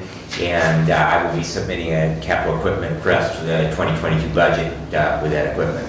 So, it was announced last week on the radio, if you did not hear it, the Hillsdale County Sheriff's Department will receive a grant in the new state budget, the 2022 Michigan budget, of $210,000 for 800 megahertz radio equipment. The sheriff had submitted that, was pretty confident he was going to be unsuccessful in it. He was quite surprised. He actually had not heard about it until it was announced on the radio that that was funded. I had a conversation with the sheriff, though, because we've expended $30,000 now for a radio study and to try and move all of our public service agencies. And so I've asked him if we would make sure that we coordinate that with what we are doing with the engineering study and also with central dispatch. So we basically don't have an agency that is buying equipment and it isn't going to be necessarily compatible or not integrate well with what we're trying to do with the rest of the public safety agencies in the county.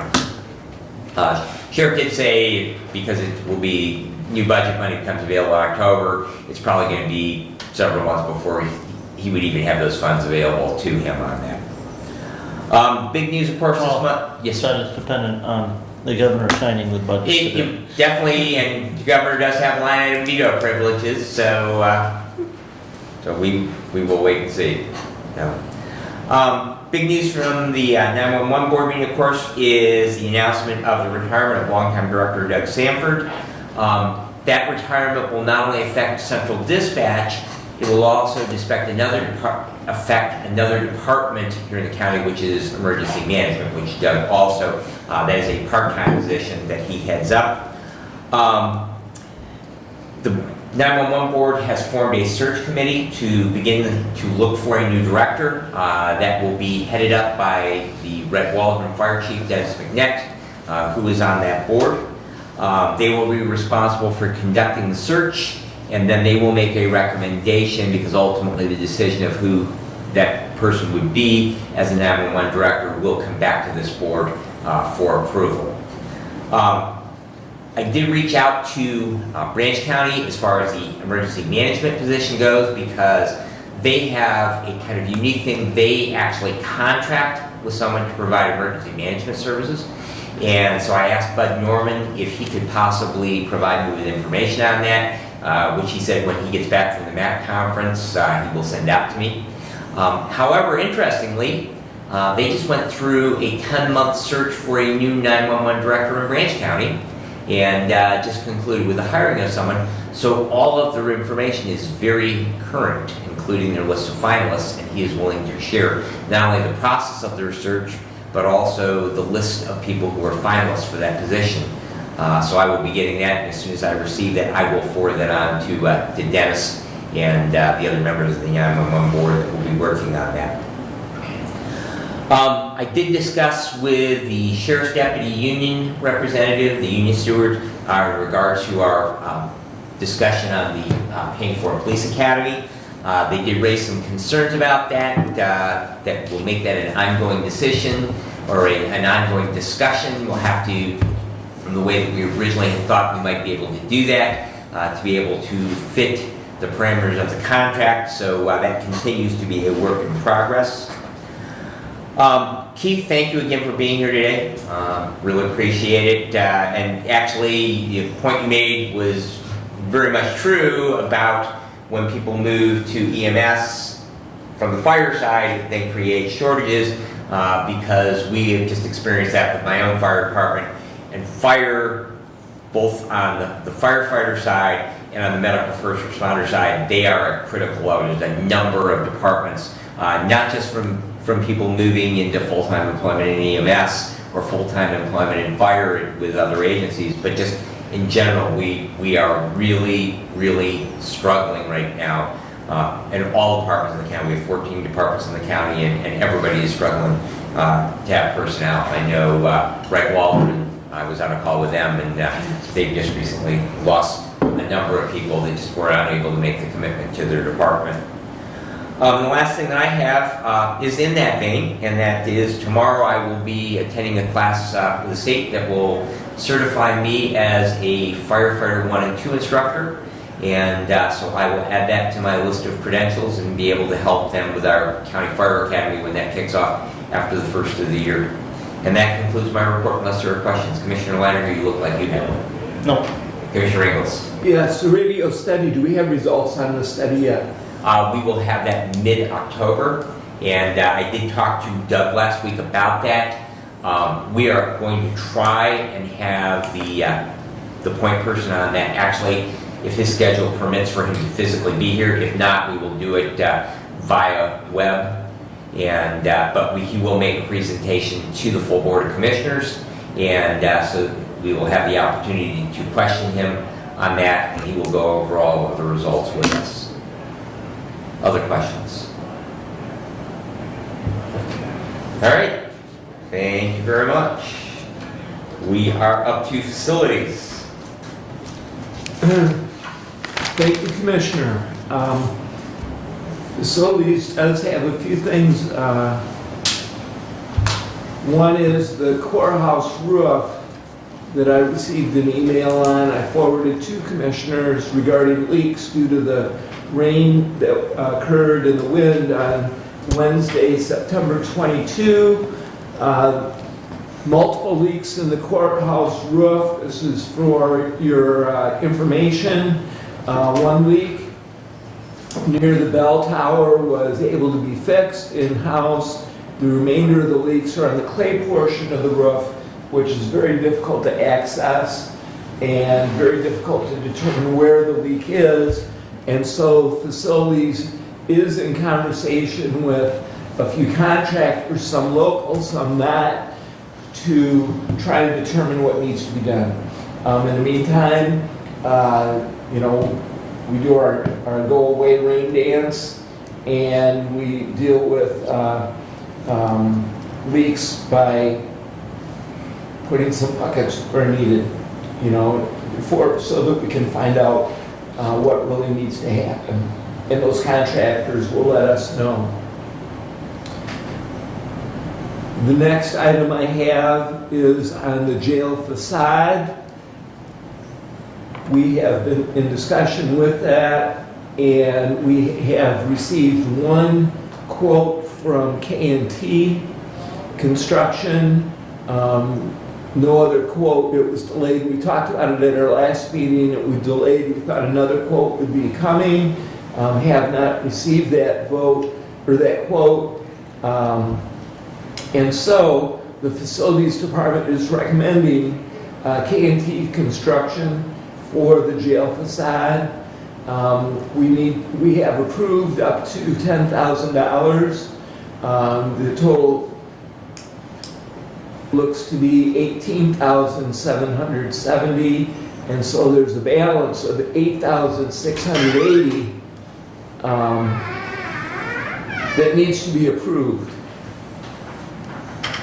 And as I'm reading the email, there was $1,330 that has already been spent on lumber and foam, and so the total remainder that's required for this project is $10,107. And so the facilities department is looking for approval of K&T as the contractor, and also for the approval of funding the additional dollars required to accomplish that jail facade. We had approved 10,000, but the total cost is 18, so isn't your additional money is needed 8,000? According to what I'm looking at, Seven. According to the email. yeah, there was a certain number of dollars already spent on lumber. Out of the 10,000. But that was out of the 10. That was out of the 10, and the total project is $18,777, Right. of which $10,000 have been approved through the budget process. So what you're needing is another $8,777. The $1,310 was already paid out of the $10,000, so you don't need to approve that again or not approve that again. It's just where the money's coming from. But Okay, the so we total need the project balance. is Right. $18,777. $777. I think you need additional approval of $8,777. Okay. So are you making a motion to that effect? Yes. I will support your motion. And then, question. Okay, can I get clarification? What is the motion? I can't just go off of what. I move to authorize K&T Construction to fix the facade at the jail for the amount of $18,777 with the additional $8,777 coming out of the capital projects fund.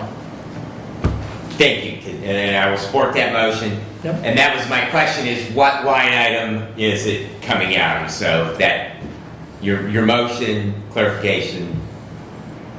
And the capital projects fund, when we approved this $10,000 for the facilities, we also approved money for the Michigan Works parking lot. It's come to our attention since then that Michigan Works parking lot will be paid by Michigan Works. They're ironing out the details, potentially to be paid over 3 years. And I don't have the numbers right in front of me, but essentially we moved about $40,000 for that project, for the parking lot project, $10,000 for this project. So in capital projects fund, we have the money to take care of this because Michigan Works should be paying for that parking lot themselves. I think over 3 or 4 years. I'm not sure if that's been totally decided yet. Has So- not. Has not. Has not. Okay, but that's the discussion, they are gonna pay for it, it's just a matter of what the time frame is going to be. So I think the money's in the budget, I think we can handle that.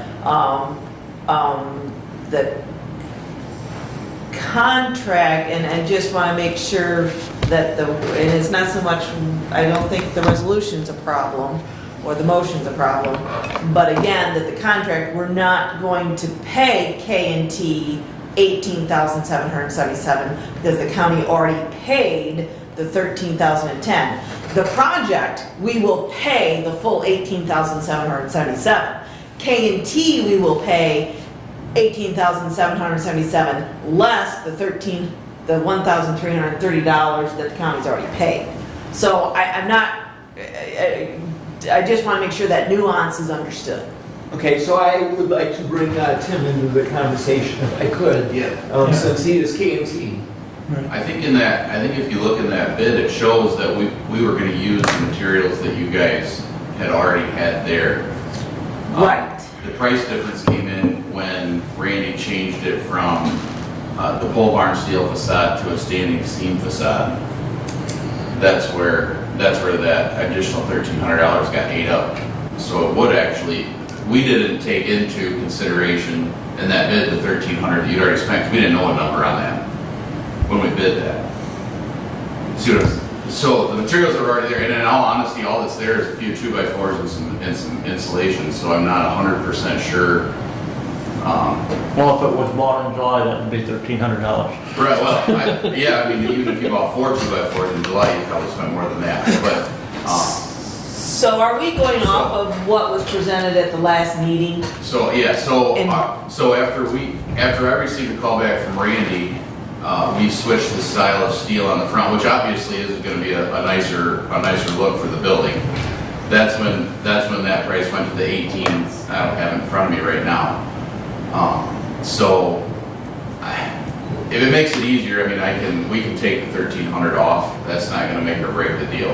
I mean, my fear is what we're going to find under that facade if you want the honest to God's truth.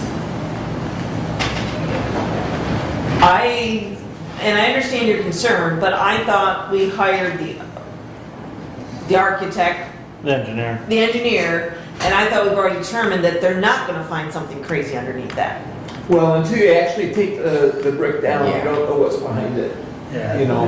Well, then what did we pay them $9,000 to do? Well, Or thereabouts, I don't know if 9,000 was the exact number. I don't think the initial, I don't think the engineer was 9, I was thinking. yeah, it was less than that. I think it was in that 6 to 7 range. Okay. But Yeah. they only took out, so they took out some bricks or blocks here and there to inspect. So it's hard to tell what you're gonna find on the rest of it. You're only basing it on a sample. So, yeah, when they take the rest of that off, I mean, The cause of the damage on that building is pretty simple to look at. It's water damage that has gotten behind that brick facade, froze, cracked, Right. and, and deterioration of the steel beam on the bottom that is allowing that brick face to fall off. The vast majority of the problem you might find underneath there is some tuck pointing that needs to be done or something to that effect, or some, maybe some blocks need to be replaced to save the inside from, future damage. But once we put that steel and that new metal wrap on the top of that, we don't have any problem with water getting behind it anymore. and you're basically gonna remove that steel ledger at Yes. the bottom. Okay. Yes, Because it serves no purpose Yeah, once it's the gonna bricks fall are. down on somebody anyway. Right, Yeah. right. That's Okay. correct. I'm finding your estimate from K&T, the original, was 15,807. So What's the then, date on that? It's the same bid that when I submitted Well- that, when we had talked about doing steel and nobody. Correct, let me finish first, I was getting there. Okay, that date is 9/13, you forwarded that one, and I haven't found the ones subsequent to that. But on that bid, my understanding is you used quote-unquote barn siding, and we changed it to standing seam. Correct, Which I understood that then increased the quote, yes. and the quote then went to, what, 17,000? I guess that's the one I'm looking for, is that change. I don't have that one in front of me. That was a conversation on the phone with Randy when he called me to switch the style of steel. And I got him back a quote on the new style steel, and then they did the math. I honestly didn't. So what I'm telling you now is if we want to go with the 18.7 whatever and subtract the 1,300, I'm fine with that. Okay, all right, because I thought that's where we were, I thought that's what we were at the last meeting. I didn't bring my last meeting notes with me today, I was kind of, early but, Tim, I mean, I've done a lot of barn steel around the farm and stuff, but I guess I'm not familiar with this Standing seam. Yeah, So that's when you drive around and you see a steel roof that looks like the side of a barn, that's barn side. When you look at the one that has a real nice, real fine crease lines that stand up real tall. Look at this building. This has a standing seam metal. Yeah, this roof on roof it. Can't has see the standing shaft. seam. Okay. right, that's my understanding, the difference between Yeah. barn siding and standing seam See. is that the fasteners are underneath the They're all seam, hidden. so they're all hidden. They're Whereas all in hidden. barn siding, you can see Yeah. them all and And- it's more potential to leak. And you have rubber washers on that fastener. On a that in- barn. That in 20, on barn steel, Right. that in 20 to 25 years. It's gonna fail. Are going to dry out and loosen. I'm well aware. Probably like hard leaks, huh? Yeah. So yes, it's a lot higher quality. And usually the Material. steel is a little thicker too, is my It's a thicker understanding. steel and carries a better warranty also. Yes. Okay, thank you. Method of Hales here. All right, I think we've got a motion on the floor. And that motion is, To authorize K&T to fix the facade of the jail for $18,777 with the additional amount of $8,777 taken from the capital improvement fund. Okay, I think that should be changed. And I can amend it, or you guys can agree to it. Move to strike the 8,777 additional because we're gonna pay him 18,777. Less 1,300 though. So my point, where I want to go is that we want to budget for the facade repair $18,777.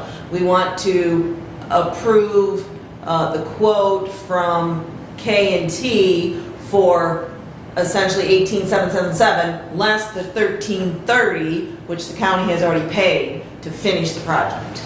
So I don't know how you want to do that, but that's essentially where we're at. You guys are killing me. Sorry. So. Minus 1,330? In Doug's email, it was that, Yeah. that was 1330, correct? So you wanna approve $17,447? We have Yes. already approved 10,000 No, You're talking for K for and T. K&T. Yes, his quote of 17,447.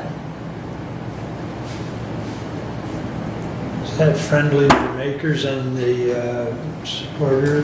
Can we do that? Well, yeah, I don't care about that, I just wanna make sure I get my numbers right. We're going to authorize K&T Constructions to fix the facade at the jail for $17,447. It's End of motion. 17,477, not 47, 77.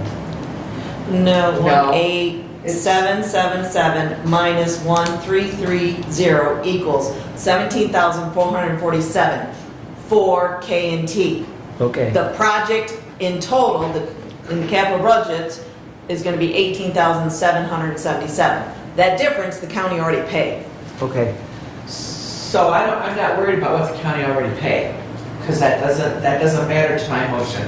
We're just going to approve K&T to do the work on the facade of the jail for $17,447. Yes. Correct. Thank you. And then the rest of that can go away. You wanted to put that it comes from the capital improvement fund? Yes. Okay.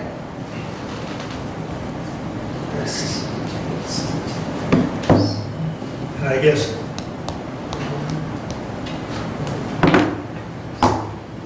before we vote, well, I just want to make one more comment. If Tim gets this thing removed and finds, that we gotta replace a block wall, he's gotta come back.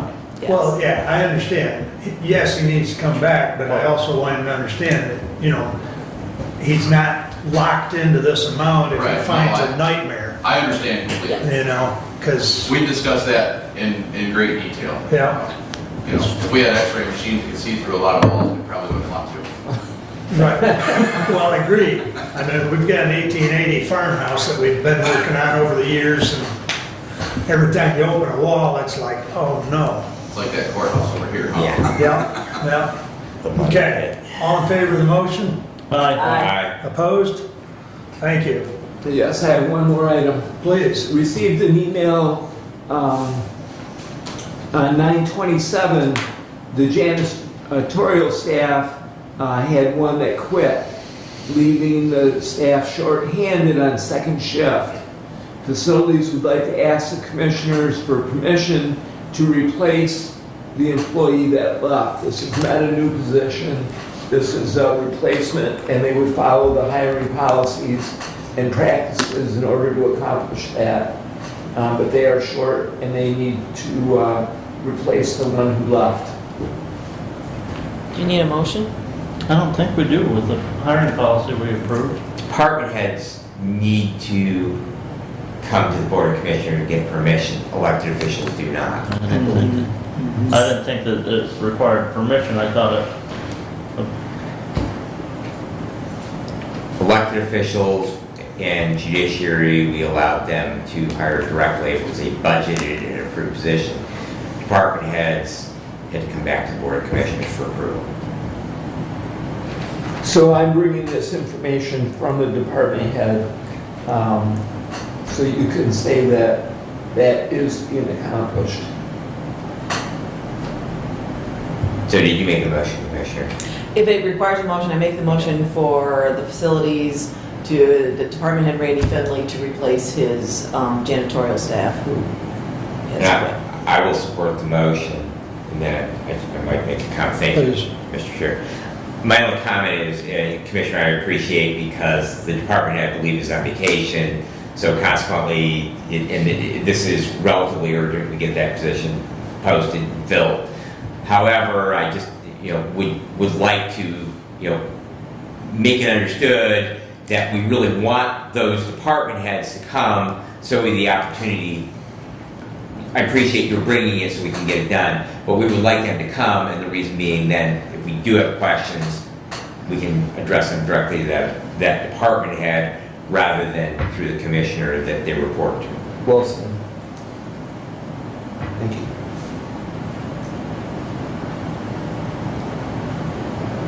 Is that clear in that? Any other comments? All right.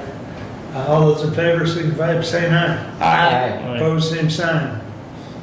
Anything else? That completes my report for today. Thank you very much. Thank you, sir. Kathy, you're up next. All right, I will preface this with that I've been out of town to the MAC conference, got home late last night, and so I'm not as prepared as I normally like to be. So your report's short. Well, I don't know if it's short, but I'm not as prepared as I normally would like to be. However, having said all that, I will first talk about the budget variances. Derek shared that with all of us, correct? Okay, so as long as and I'm gonna make this short and sweet because we're kinda on the same pace that we were last month. So there's not a lot of differences. As for budgeted revenue comparison, year-to-date, compared 2020 to 2021, we're about $5,000 to the good. But again, that depends on flow and whatnot. But with going through the budgeting process, we think our revenues are on between our revenues and our expenditures, we're on pace to finish out the year well, unless something like the jail facade rears its ugly head in the court, those kind of things. Anyway, if you go on to the expenditure report, kind of the same kind of things have been tracking over with the same kind of explanations, but overall what I would say is our target through the end of August, our percentage of expenditure should be around 66.67%, and where we're at is 61.39%, so that's favorable, and I'll just leave it at that. The emails gave more detail. One of the things Derek will be coming back with is some budget amendments.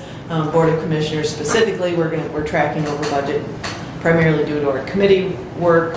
Kind of think that's because, again, we have more new board members. In addition to that, I think between the ARPA funds and facilities issues that we're having, takes meetings. So. Then I would like to make mention that I did send to all the commissioners the emails regarding the quote from Mr. Dixon regarding the purchase of the 2012 Toyota minivan, and I think he set out there clearly why he couldn't get 3 quotes and justification for the minivan, and overall he thinks that it will save the county money. And that is part of the child care fund, that minivan will help with the probation officers. And it is a new program, and it sounds to me like a new program, the SHARE program. I don't know a whole lot about it, but the SHARE program did result in my resigning my Jonesville School Board seat because it made it incompatible, because Jonesville Schools is signing that contract to work with the youth home kids. So I am no longer a Jonesville School Board member. The other item, the Chevy Tahoe coming out of the building inspection department, they bought a 2021 Chevy Trax, not Tahoe, and they replaced their older vehicle. That older vehicle was given over to the county, and the IT department is using that vehicle and replaced their older vehicle. So again, he did get 3 quotes and went with the Chevy Trax. That was the best one for him, and I shared that information with you.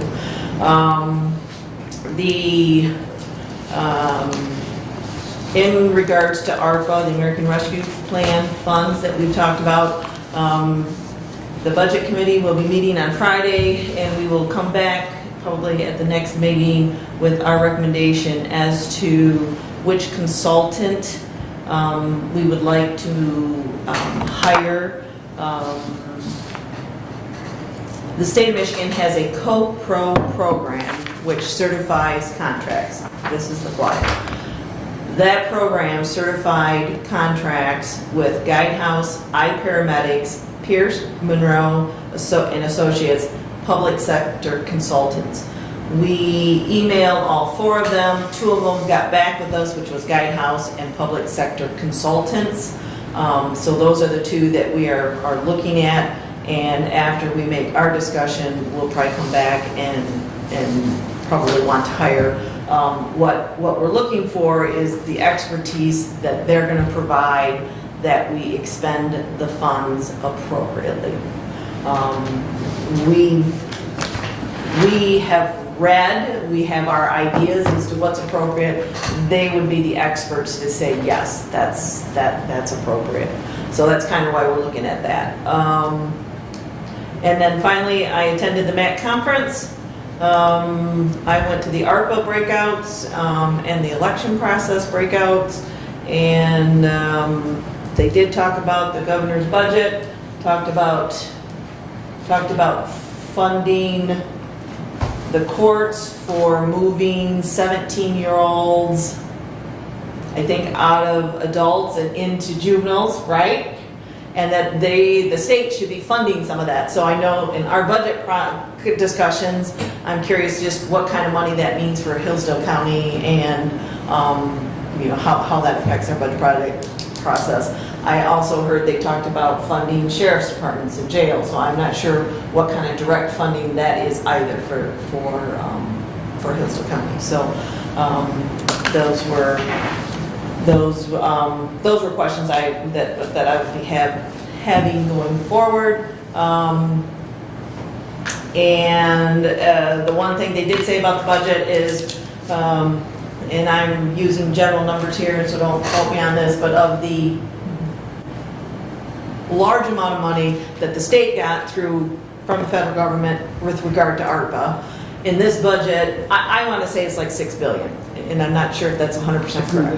And of that $6 billion, in this budget, they've only spent about, I think, $550,000 or $550 million.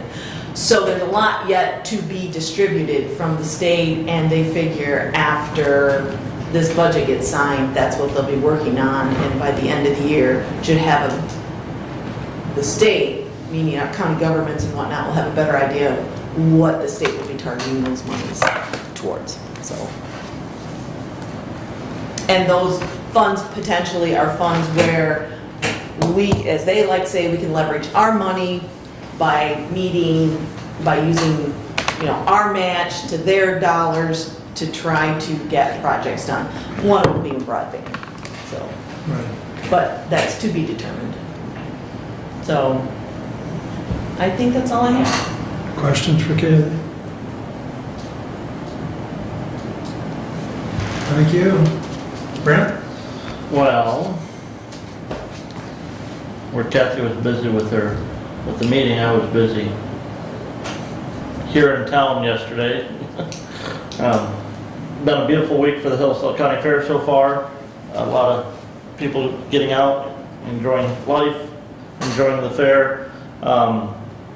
Some things, the Region 2 Area Agency on Aging meeting last week saw a new member from Hillsdale County appointed to their advisory council.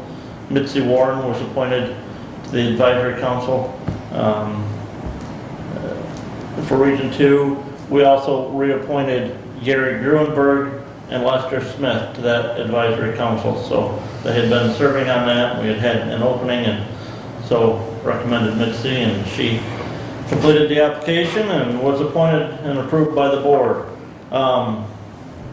Senior Center, I was not able to participate in their monthly meeting yesterday because of my festivities with family at the fair. We talked about the Community Action Agency. Community Action Agency was allocated a little bit over $1 million for coronavirus rental assistance, and I do believe at our last meeting they had notified us that they had expended a little over $400,000 of that so far here in the county. So well over $600,000 of that money left to spend. At that point in time, they were thinking that at the end of the year, and December was the timeline to expend those funds or they lost them, but they're waiting on some clarification there from legislature and U.S. Treasury on that as to whether they'll be able to keep those funds and continue to use those.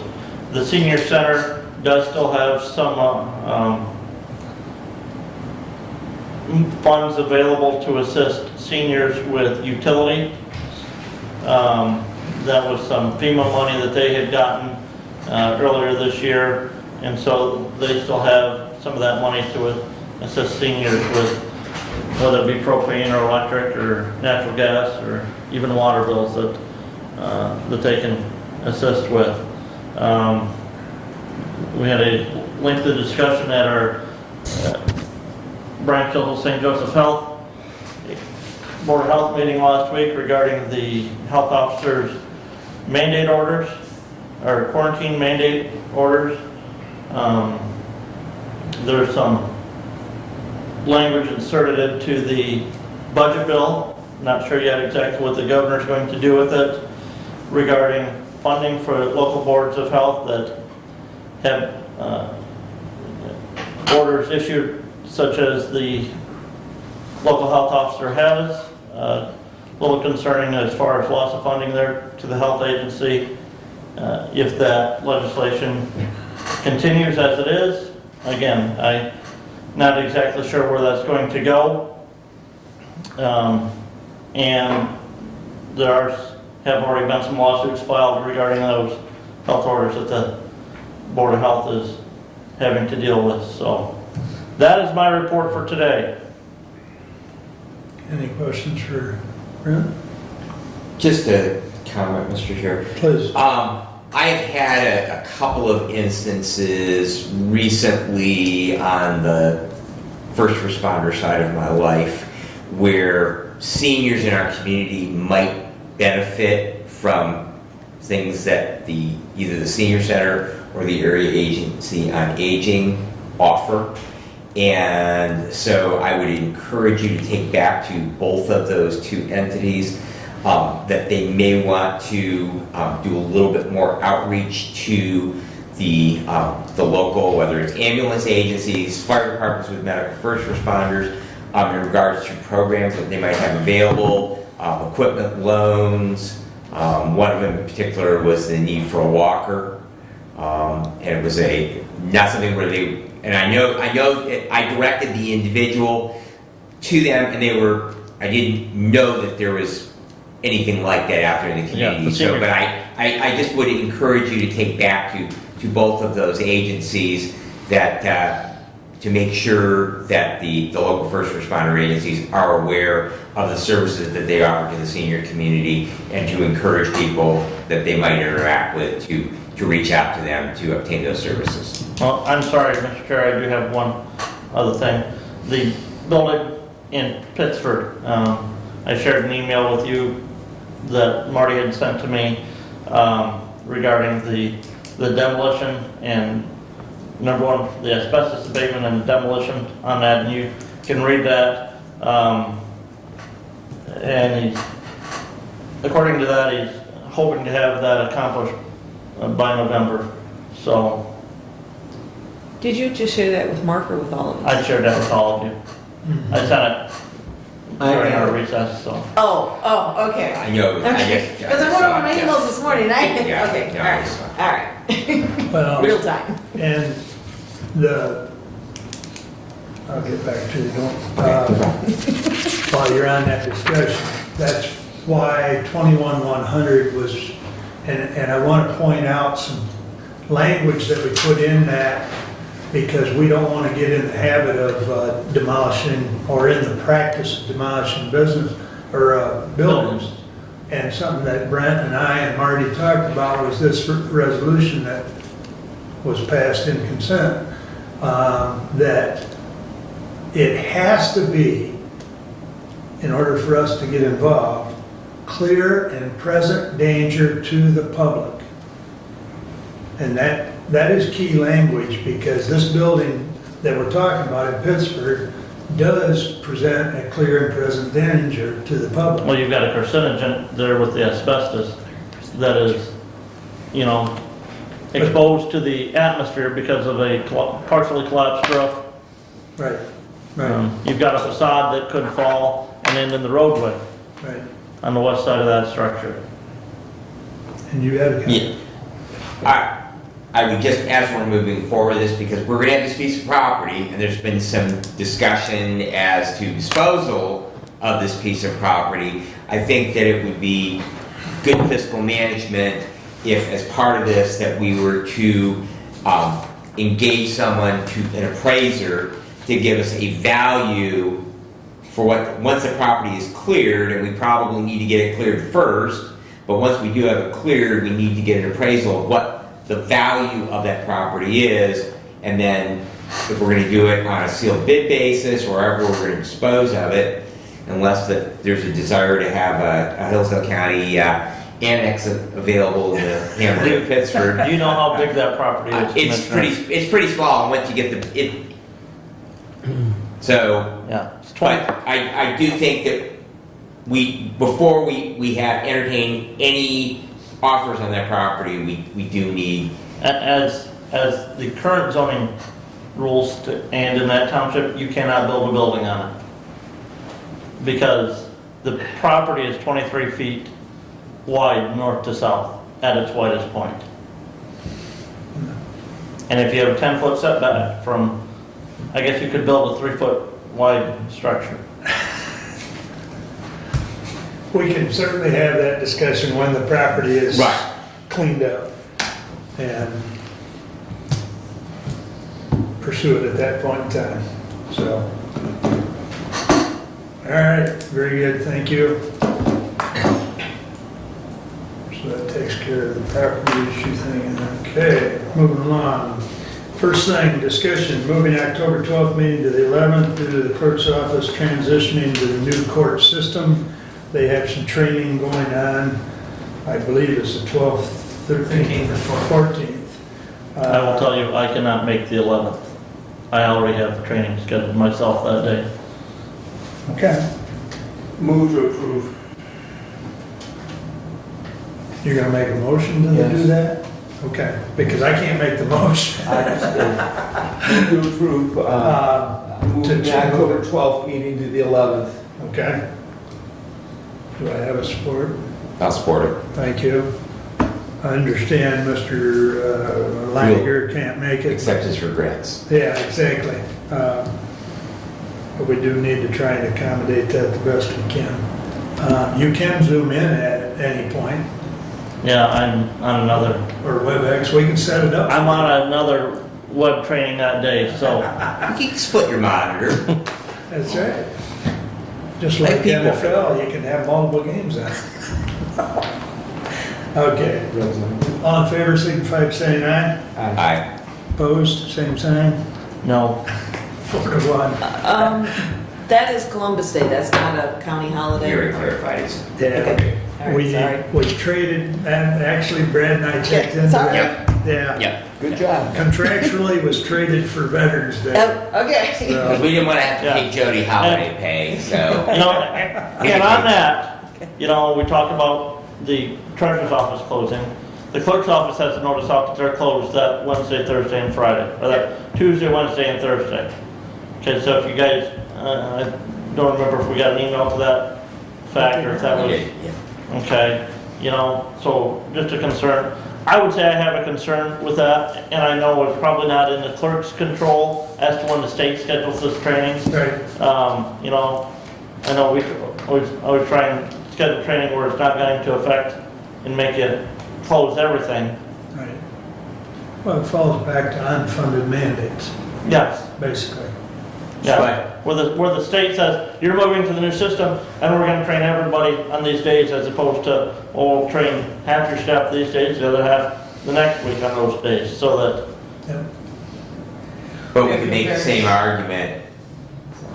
Go ahead. We can make the same argument that the clerk's office is closed every day for an hour for lunch at a time of day when, you know, people that might need to run in and do business with the clerk's office on their lunch hour, that they're unable to interact. And whereas we have, our county hours are, you know, 8:30 in the morning till 5 in the afternoon. supposedly we're open to the public during the hour, but we have at least one department that I'm aware of that they close for lunch.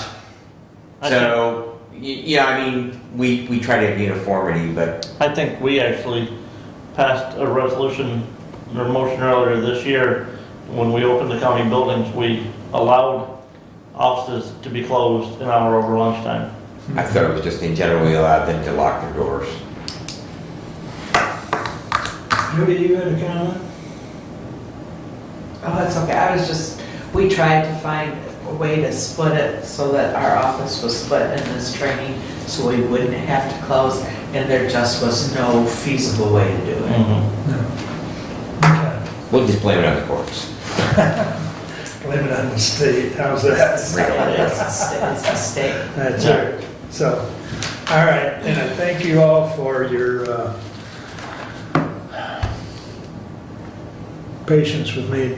I kind of double booked meetings, and of course, part of it was is Tim Dixon and I, between his schedule, mine, and the attorneys that have been representing Hillsdale County in the opioid lawsuit, trying to find a day. We about a 12 email chain trying to sort this out, and we got it on this day. So anyways, Tim and I were on this call with Paul Novak, Matt Anise, and Mark Bernstein. Right off, they told us about the bankruptcy and settlement. J&J has agreed to settlement. Mellencroft Pharmaceuticals has declared bankruptcy. Purdue was one of the first ones that declared bankruptcy. That's been probably nearly a year ago. The monies from those three is about $26 billion. That's going to be spread out nationally. They're still working on a letter of understanding from the Attorney General here in the state of Michigan, and indicated that the County of Hillsdale should get a letter from the Attorney General sometime in the next week. We would have to basically agree to the terms of the letter of understanding. If we have any questions, of course, we'll contact the attorneys. It looks like right now the approximately $800 million coming to the state out of those three, either bankruptcy or settlement agreements, is going to be split 50-50 between the local entities and the state. And that's a little bit different than what originally they were talking, but you get to dealing with the state, good luck. But something that I didn't know up till now was that townships with less than 10,000 per population, which is just about all our townships. That would be every township in Hillsdale County. Yeah, I think you're right. Hillsdale Township is probably the closest one. No. No, Somerset not Township even. is the closest. Somerset, okay. Yeah. And they're only 40, what was their census, 4,400 people? Okay.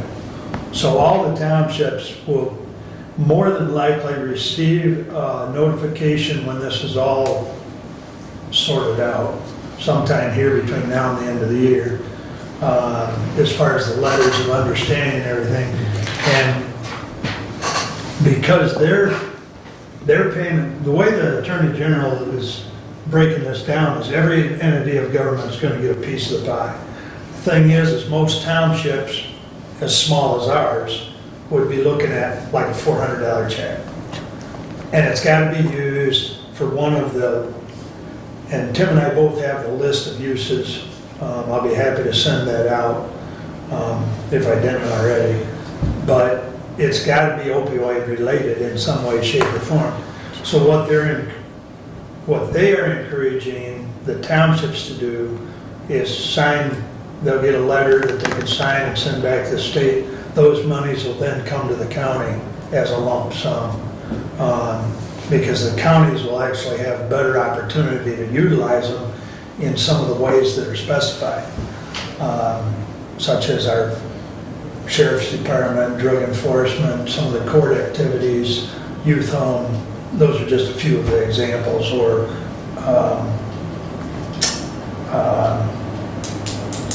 anything opioid mitigation type programs. So,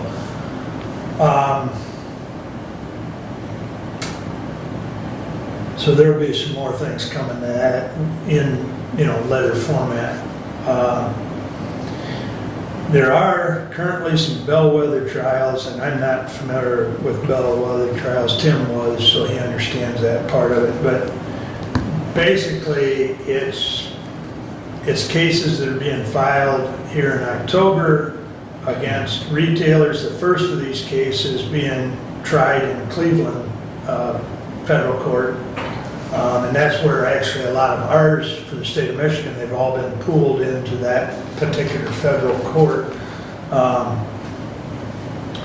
So now there's some cases being filed against retailers such as Rite Aid, Walgreens, and some other distributors of prescription opioid products. Initially, their claim is they have no responsibility in this. They were kind of just caught in the net. So we'll see how that goes. That's brand new. That's just coming out. I asked Paul on an estimate on allocation. He doesn't have an idea. He said he might have a better idea of dollar amount within the next couple of weeks.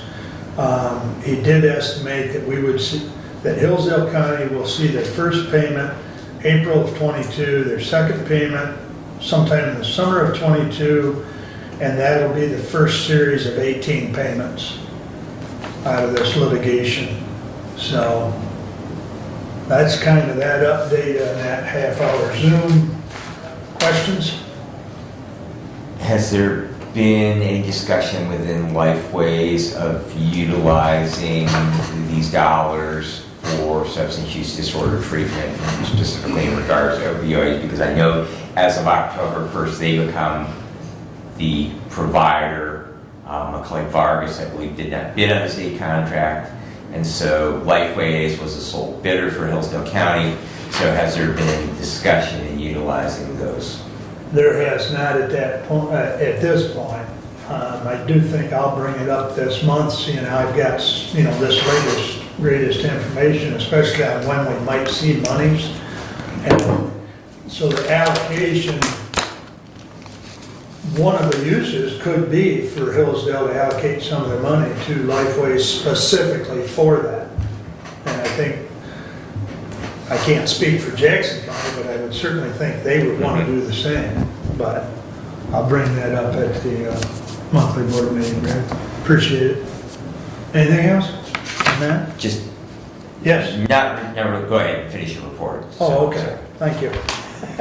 OMI, the aquifer. Been in communication the last few days with Ben Kaufman, Erica Sinat. She is out, of course, Ben's out of Shirky's office. Erica is out of Representative Calley's office. And can't think of his last name, Jim. Spoke with him from, he's from Eagle. Spoke with him yesterday. He's going to be sending me some more information. There is $500,000 in the budget for specifically intertagged to work with USGS on the aquifer. So we're making progress in that respect. Jim and some of his colleagues, as well as someone from Lansing office of USGS, I've invited them to come to the next OMI meeting in January. So I feel like we're making progress. So, I mean, it's slow, but Jim sounded pretty positive. I can't think of his last name right now, but anyways, where is it at?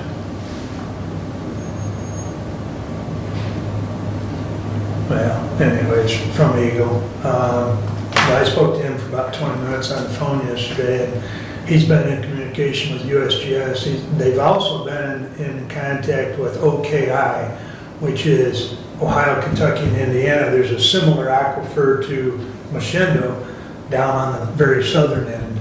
And they've actually had a council of government and doing the same thing we're working on for about 25 to 30 years. So they've got quite a bit of data, and that's our goal, is to have data 10, 15, 20 years from now by all this, of knowing what the recharge capability is, what the withdrawal, the current withdrawal average, and have data that will help us determine whether or not we can sustain, any additional withdrawals or what, so anyways, moving ahead on that.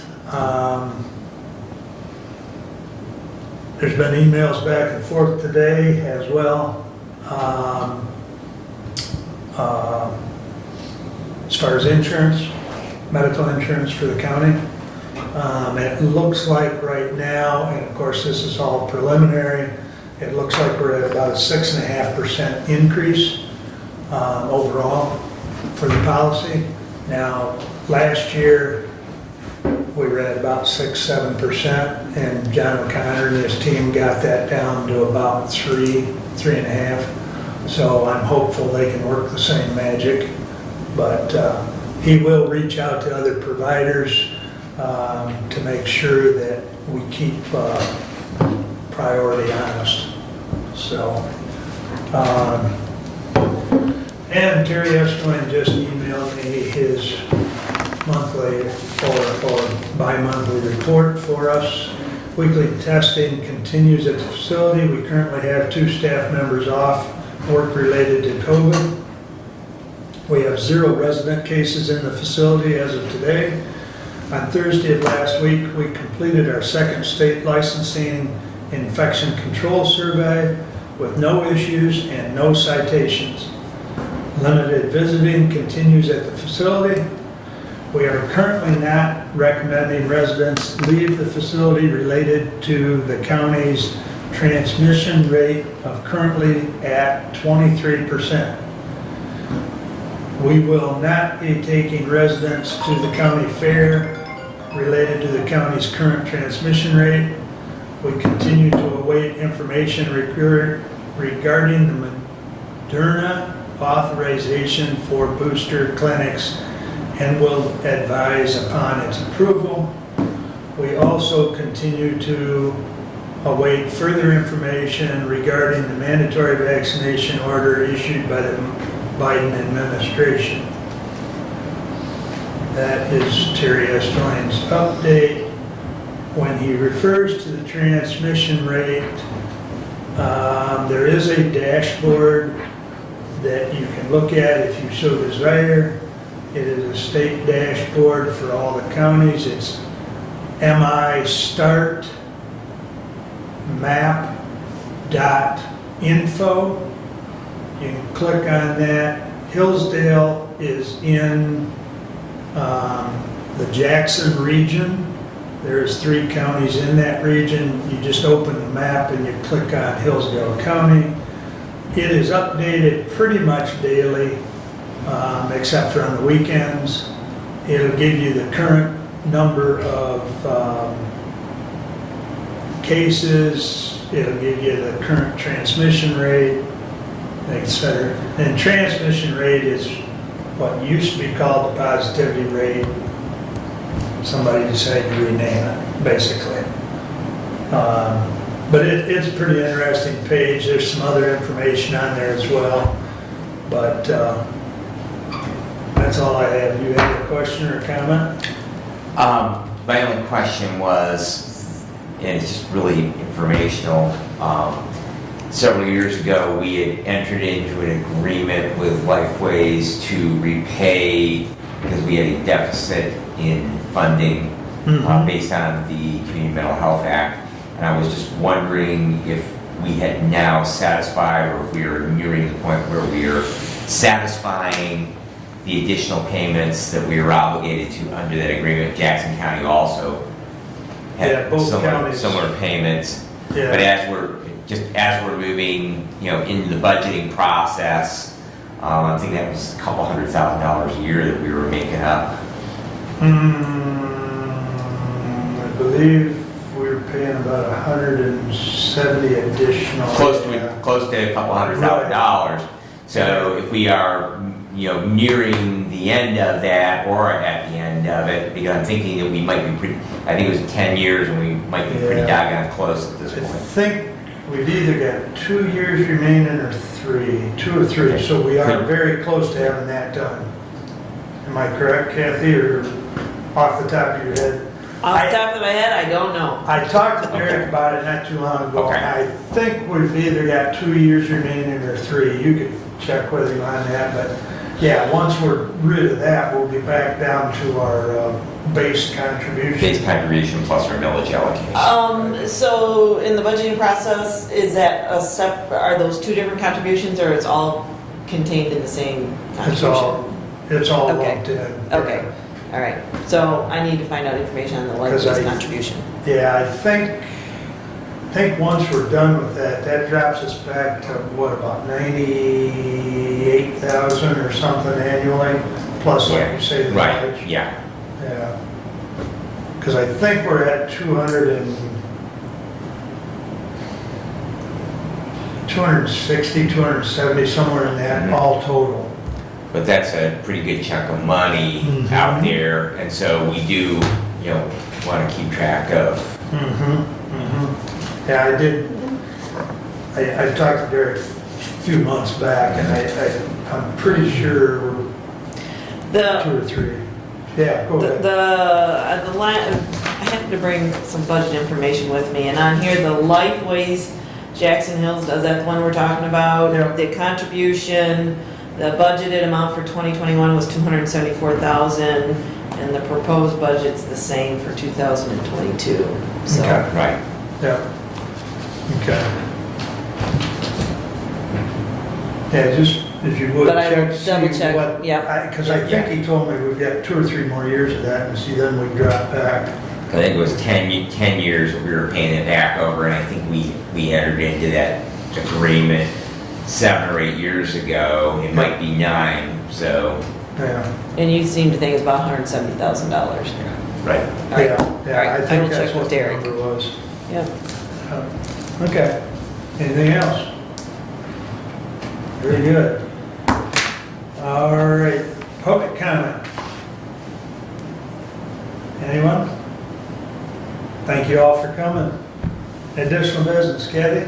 Yes, I would like to clarify what I said about the state budget and the American Rescue Plan. Okay, I found the email that was in, and so, of the 6.5 billion that the state received, they have budgeted 770 million in their fiscal 22 budget.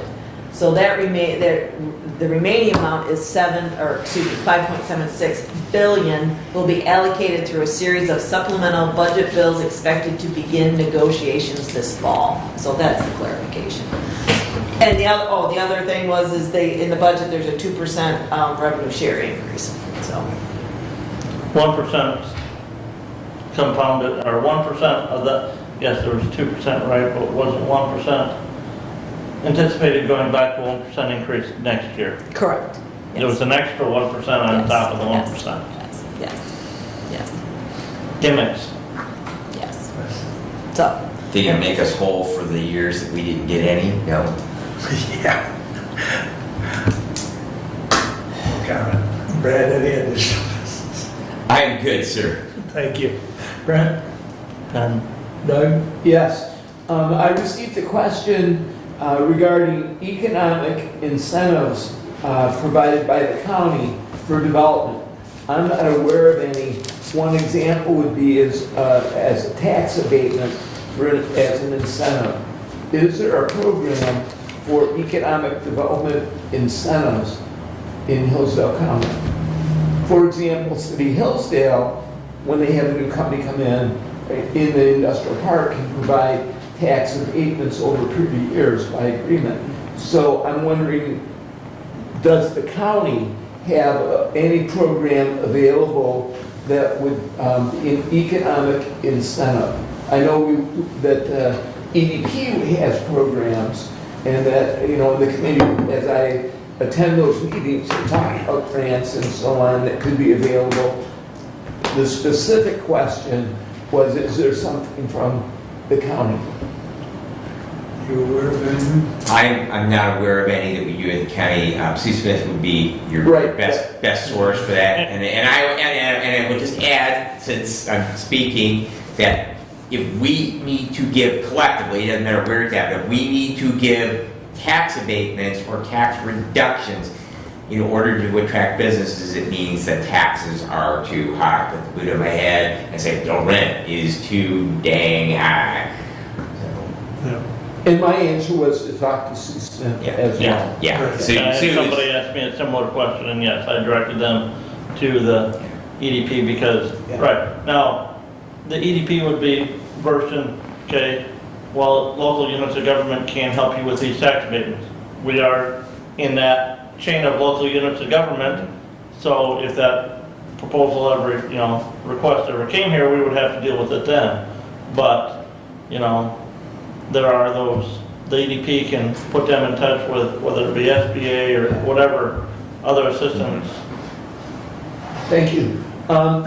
Regarding the K&T contract, it occurred to me that we did not authorize a signature for signing the contract. Do we need to authorize Department Head Finley to sign the contract with K&T for the jail facade?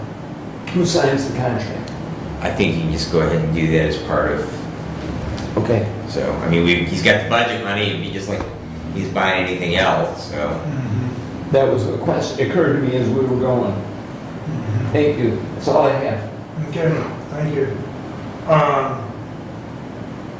Comment earlier about the health department's order. Under Public Act 368, the Michigan Public Health Code, the health officer can issue orders. And several counties have. You can go online and, because the state, several months ago, the state basically washed their hands of any more other than guidelines. So Kent County, Kalamazoo County, the list goes on, around us have issued orders in different, Ingham County actually has a mask mandate for all their schools, as well as quarantining guidelines and orders. The only order that Branch Hillsdale St. Joe issued was quarantine guidelines for school children. So, Not just school children, what's that? not just school children. It was for anybody who was in close contact Well- with a positive COVID case. Correct. I beg your pardon. But it was more targeted at the school, but it did have that other paragraph in there too. And I wasn't gonna go here, but I will say, I am not in favor of that order at all. And there was a vote by the board to rescind it, and it was Well, it was a vote. It was a vote by the board to ask the health officer to rescind it because the board cannot rescind it. Correct. Yeah, only the health officer. But we as a county fund that health department. Our funding then provides, without our funding, the health department loses out on money from the state because the counties have to fund to a certain level or they lose state funding. And so I think the health officer needs to realize that her funding is not just dependent on the state, it's also dependent on the local units of government. Now, you do recall she made a statement at the meeting. She made a statement that she She will would- not do anything to jeopardize funding. Yep, So what happens on October 1 if the governor does sign the budget? I can't answer that. All I can tell you is that she made a statement that she will not do anything to jeopardize. I will also tell you, much as I stated at our health department meeting, that my information is that the budget language, the 900 pages, it indicated masking orders. No, it's, Legal counsel for the health department has also indicated that it was masking. there's another section in the appropriations area for the health department. Well, Okay, it's now down to 300 and some pages because they've condensed it from the legislative version to the condensed version. but it's not signed yet either. It's not signed You yet. just need to keep that in mind. I did read an article today questioning, stating the governor's mainline items, veto item, some of that language, but I am not opposed to withholding funds from the health department if the order stands. The order as it's written. Any order from the health officer. You mean the September 22nd health order? Yes, Right? that a Branch County judge has already issued a TRO, temporary restraining order on. On only one school district.